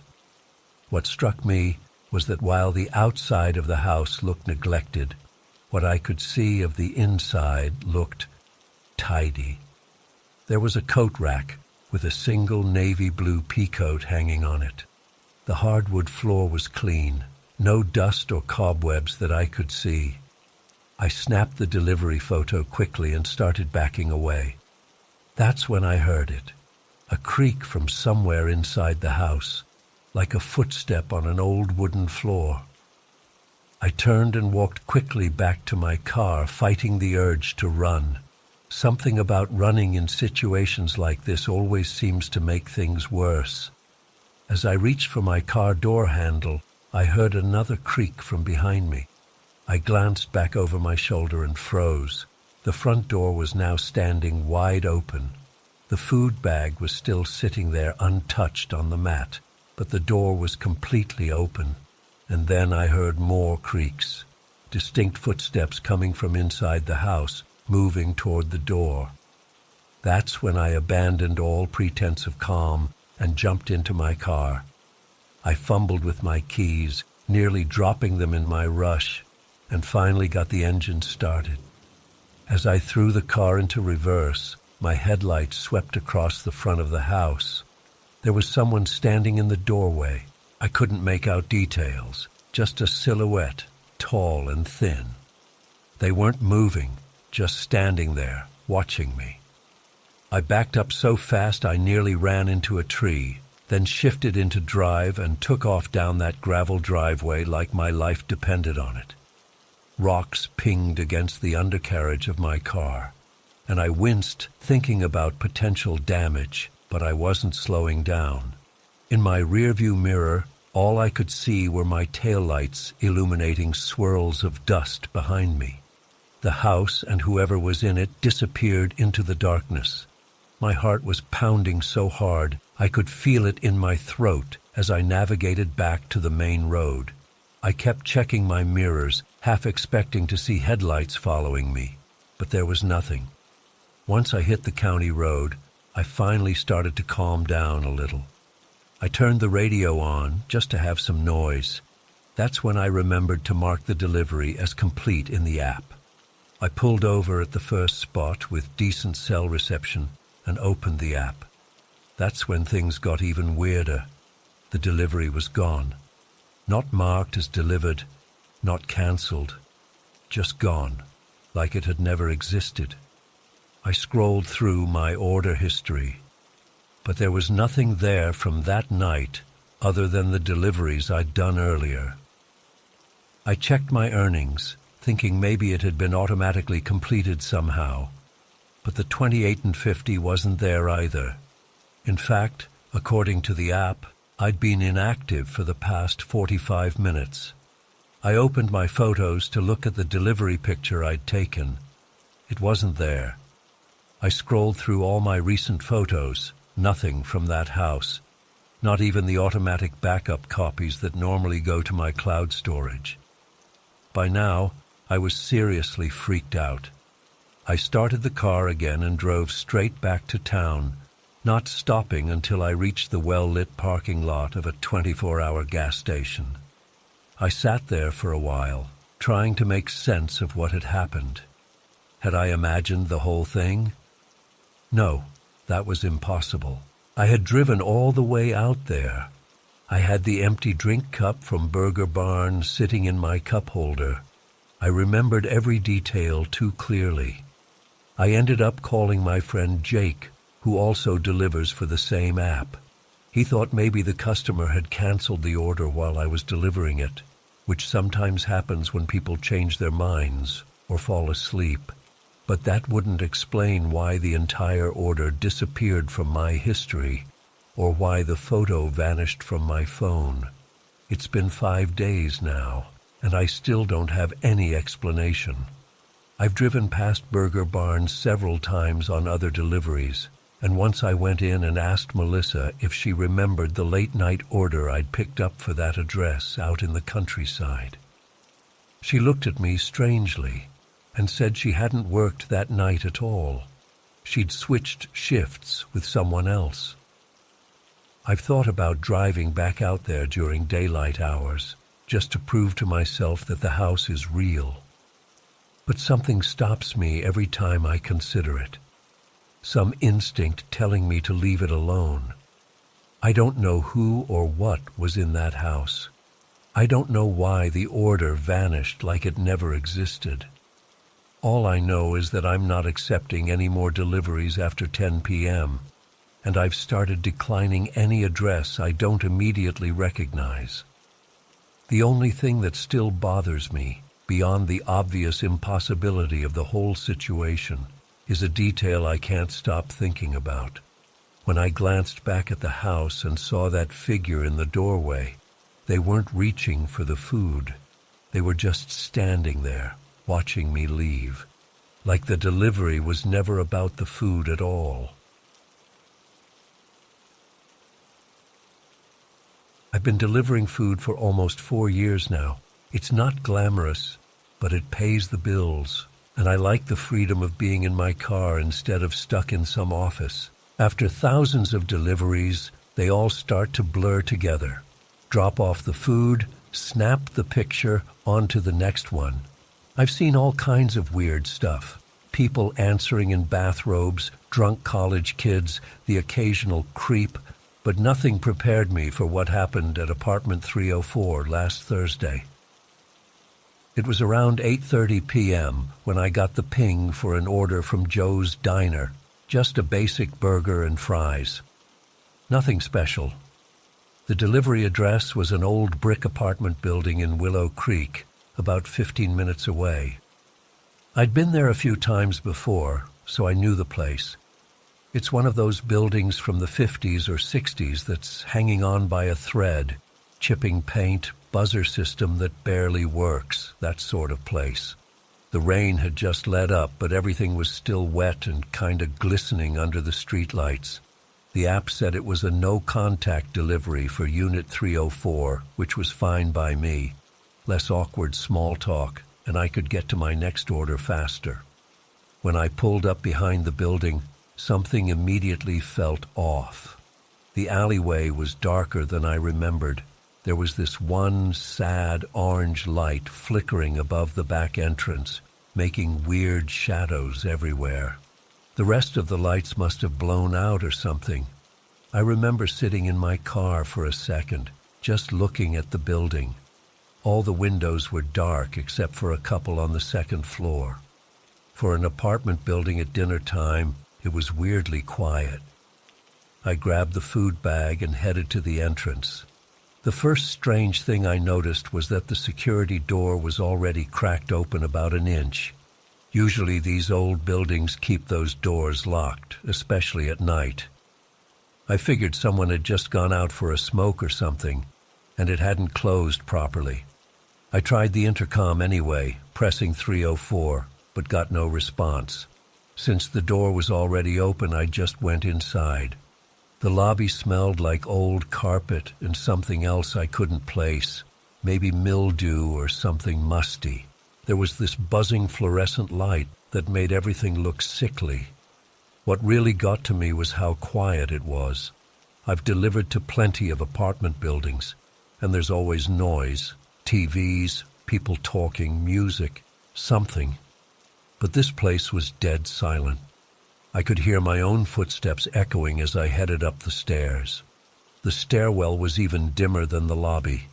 Some of the overhead lights were out, and the ones that worked had this weird yellowish tint. Each step creaked under my weight. By the time I reached the third floor, I was feeling uneasy, though I couldn't really explain why. Just this building giving me the creeps, I guess. I found Unit 304 at the end of the hallway. The hallway lighting was so bad I had to use my phone flashlight to check the number.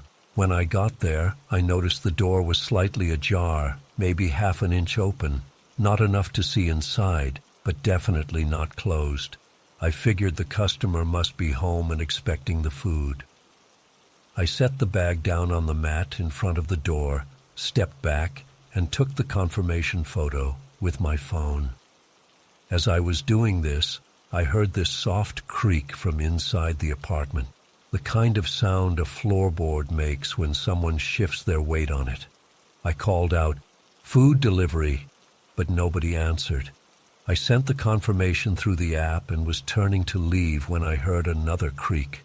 I glanced back, and I swear to God, the door to 304 was now standing wide open, like all the way open. It was swinging gently like someone had just pushed it, but there was nobody there, just a dark apartment beyond the doorway. I couldn't see much inside, just the outline of what looked like a small entryway and maybe a living room beyond that. No lights were on inside. I'm not ashamed to say I got out of there fast. I didn't run, but I walked quickly back to the stairwell. The whole time, I felt like someone was watching me from behind. When I looked back again before entering the stairwell, the hallway was empty, and the door to 304 was still wide open. I hurried down the stairs, my footsteps sounding way too loud in the empty building. When I reached the ground floor and headed for the exit, something else happened that I still can't explain. The entrance door, the same one that had been cracked open when I arrived, suddenly swung open wide, just like the apartment door had. There was nobody there, no wind, no draft, nothing I could see that would make it move like that.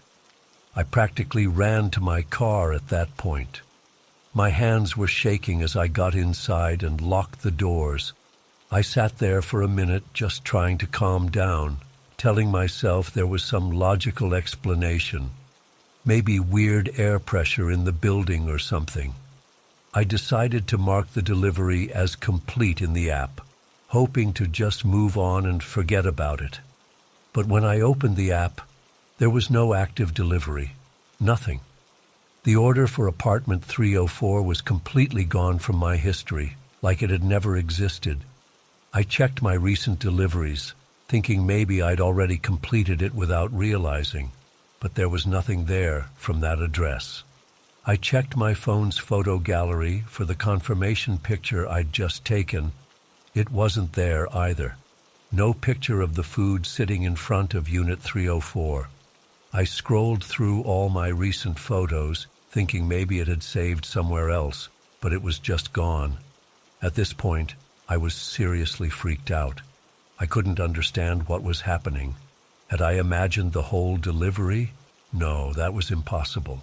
I had the receipt from Joe's Diner where I'd picked up the food. I remembered the order details. It was real. I don't know why I did this. Probably just to prove to myself I wasn't losing my mind. But I got out of my car and went back to the building. The entrance door was closed now, not open like before. I went inside, the door was unlocked, and back up to the third floor. When I got to Unit 304, the door was completely closed. The food bag that I'd left on the doormat was gone. There was no sign that I'd ever been there or made a delivery. I stood there for a moment, trying to make sense of it. I even considered knocking on the door, but something held me back. Some instinct told me that whatever was behind that door, I didn't want to meet it. I put my ear against the door instead, listening for any movement inside. For a few seconds, there was nothing. Then I heard what sounded like footsteps moving across the floor, coming toward the door. I backed away immediately and left the building as fast as I could. When I got back to my car, I called the restaurant where I'd picked up the order. The guy who answered had no record of any delivery going to that address. According to him, I hadn't picked up any orders from them that night at all. But I had the paper receipt in my car. I was looking right at it. When I tried to tell him this, he just sounded confused and a little annoyed. I looked down at the receipt in my hand while I was still on the phone and watched as the ink on it just faded away before my eyes, leaving a blank piece of paper. I'm not making this up. The text literally disappeared while I was holding it. I hung up and just sat there, completely freaked out. I couldn't process what was happening. I decided to skip the rest of my shift and go home. I couldn't focus on driving safely anyway. The whole drive home, I kept checking my rearview mirror, feeling like someone was in the car with me. The back seat was empty, but that feeling of being watched wouldn't go away. When I got home, I tried to research the apartment building online. It exists. I found the address and some rental listings, but there was weirdly little information about it. No reviews, no history, nothing useful. I even checked if there had been any news stories about strange occurrences there, but found nothing. I did find one weird thing, though. In a local history forum, someone mentioned that the building had been renovated in the late 90s and the floor plan had been changed. According to this post, there used to be only 3 apartments on each floor, but they were reconfigured to fit 4. The thing is, the post specifically mentioned that they had to renumber the units and that there had never been an apartment 304 in the original layout. I haven't been back to that building since, and I've been avoiding deliveries to that whole neighborhood. I requested that the app not send me orders from that area anymore. I told them it was because of road construction making deliveries difficult. I still can't explain what happened that night. Was it some elaborate prank? A glitch in the app that somehow affected my phone's camera too? Or something I can't even begin to understand? What keeps me up at night is thinking about what was behind that door. What if I had stepped inside? What if I had knocked when I went back? Sometimes I dream about it. The door to apartment 304 swinging open to reveal nothing but darkness and something pulling me in. I've been delivering in a different part of town now. Sometimes I think about quitting altogether, but I need the money. I just avoid apartment buildings when I can, especially at night. And I never, ever accept orders where the customer doesn't respond on the intercom. I don't expect anyone to believe this story. I'm not sure I would believe it if someone else told it to me. But I know what I experienced, and I know that something happened at apartment 304 that can't be explained. And sometimes, when I'm making deliveries at night, I still check my back seat more often than I need to. And I can't shake the feeling that whatever was in that apartment might have followed me home.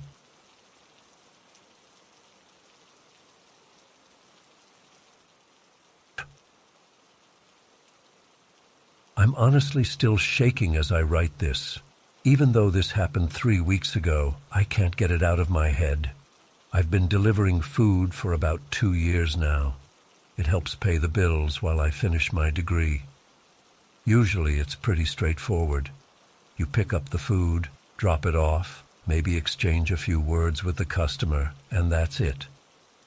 But what happened that Tuesday night? I don't think I'll ever forget it. It had been a long shift already. I'd done 6 deliveries back-to-back since 5 p.m., and it was pushing 10:30. I was about ready to call it quits when one more order popped up on my app. The tip looked decent, And even though the delivery address was in Meridian Heights, a good 20 minutes away, I figured one more wouldn't hurt. It was an order from that Thai place on Marshall Street, pad Thai, spring rolls, and tom yum soup. Meridian Heights is one of those fancy gated communities where all the houses look like they belong in a magazine. I'd delivered there a few times before, but always during the day. That night, it felt different somehow. I punched in the gate code from the delivery instructions, and the tall iron gates swung open silently. As I drove in, I noticed how quiet everything was. No people walking dogs, no kids playing, not even the sound of TVs from open windows. Just perfectly manicured lawns and big houses with their curtains drawn. I followed my GPS to house number 127. It stood at the end of a cul-de-sac, this massive white house with black shutters and a huge oak tree in the front yard. The tree cast these weird shadows across the lawn that seemed to reach toward my car like fingers. What struck me as odd was that while every other house on the street had lights on inside and cars in the driveway, this place was completely dark except for the porch light. No cars, no signs of life. I grabbed the food bag, double-checked the address, and walked up to the door. The porch light buzzed faintly above me. I rang the doorbell and heard it echo somewhere deep inside the house. For a moment, nothing happened.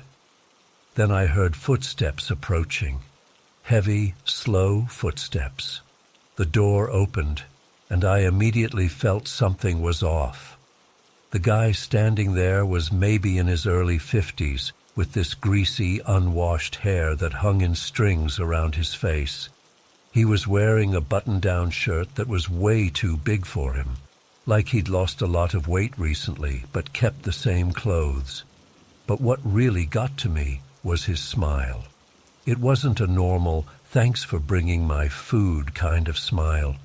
It stretched way too wide across his face, showing too many teeth, but it didn't reach his eyes. His eyes were flat, almost glazed over. "Thai food," I said, holding out the bag. My voice sounded weird even to me, like I was trying too hard to be casual. He didn't take the bag right away. Instead, he just kept staring at me with that smile. "You're new," he said finally. His voice was soft but scratchy, like he didn't use it much. "I deliver all over," I replied, still holding out the bag. I don't know why, but I didn't want to tell him it was my first time delivering to his house. He took the bag slowly, his fingers brushing against mine. They were ice cold. I had to stop myself from wiping my hand on my jeans. This is usually where the interaction ends. The customer says thanks, maybe makes a comment about being hungry, and closes the door. But he just stood there, staring at me. The silence stretched between us until I took a small step back. "You want to come in for a minute?" he asked suddenly, that smile never wavering. "No thanks," I said quickly. "I've got other deliveries waiting." His eyes narrowed slightly, but the smile stayed exactly the same. It was like his face was split in two. Those dead eyes and that frozen grin. "Ah, come on, just for a sec. I've got a tip for you," he said. "Better than what I could put on the app." My stomach dropped. "The app tip is fine," I said firmly. "I really need to get going." He took a step forward, still holding the bag of food I'd handed him. "It won't take long," he insisted. "I just want to show you something inside, something special." "Sorry, I can't," I said, backing away now. "Company policy." His expression changed then, just for a second. The smile flickered like a glitch before snapping back into place. "Another time then," he said, his voice suddenly cheerful again. "We'll see you soon." I didn't like the way he said "we." I practically jogged back to my car, fumbling with my keys. The whole time, I could feel him watching me. When I glanced back from my car, He was still standing in the doorway, holding the bag of food, staring at me with that same fixed smile. As I pulled away, I kept checking my rearview mirror. He stayed in the doorway until I turned the corner and lost sight of the house. My hands were shaking on the steering wheel. I'd made it about halfway out of the neighborhood when my phone pinged. A message through the delivery app. "You forgot something, come back." I didn't respond. There was no way I was going back there. Another ping. "I know you're still close. Come back to the house. Right now." My heart was pounding. I hadn't forgotten anything. I pulled over to block the person through the app, but before I could, another message came through. This time from a different number, not through the app. "Don't make me come find you." How did he get my personal number? We're not supposed to share that information with customers. I blocked that number immediately. My hands were shaking so badly I could barely operate my phone. As soon as I blocked it, another text came through from yet another number. "I can see you pulled over. The blue Honda, right? Come back to the house." I threw my phone onto the passenger seat and floored it. The gates of Meridian Heights couldn't open fast enough as I approached them. I kept checking my mirrors to see if anyone was following me, but the roads behind me were empty. By the time I got home to my apartment, I had 7 more messages from different numbers, all saying variations of the same thing. "Come back. You're being rude. We were waiting for you. Don't make this harder than it needs to be." I reported everything to the delivery app that night. They said they'd investigate and ban the customer. I thought that would be the end of it. For the next couple of weeks, I avoided taking deliveries to Meridian Heights. I stuck to the campus area and downtown, where there were always people around. I started to relax a little, thinking maybe it was just some creep who got off on scaring delivery drivers.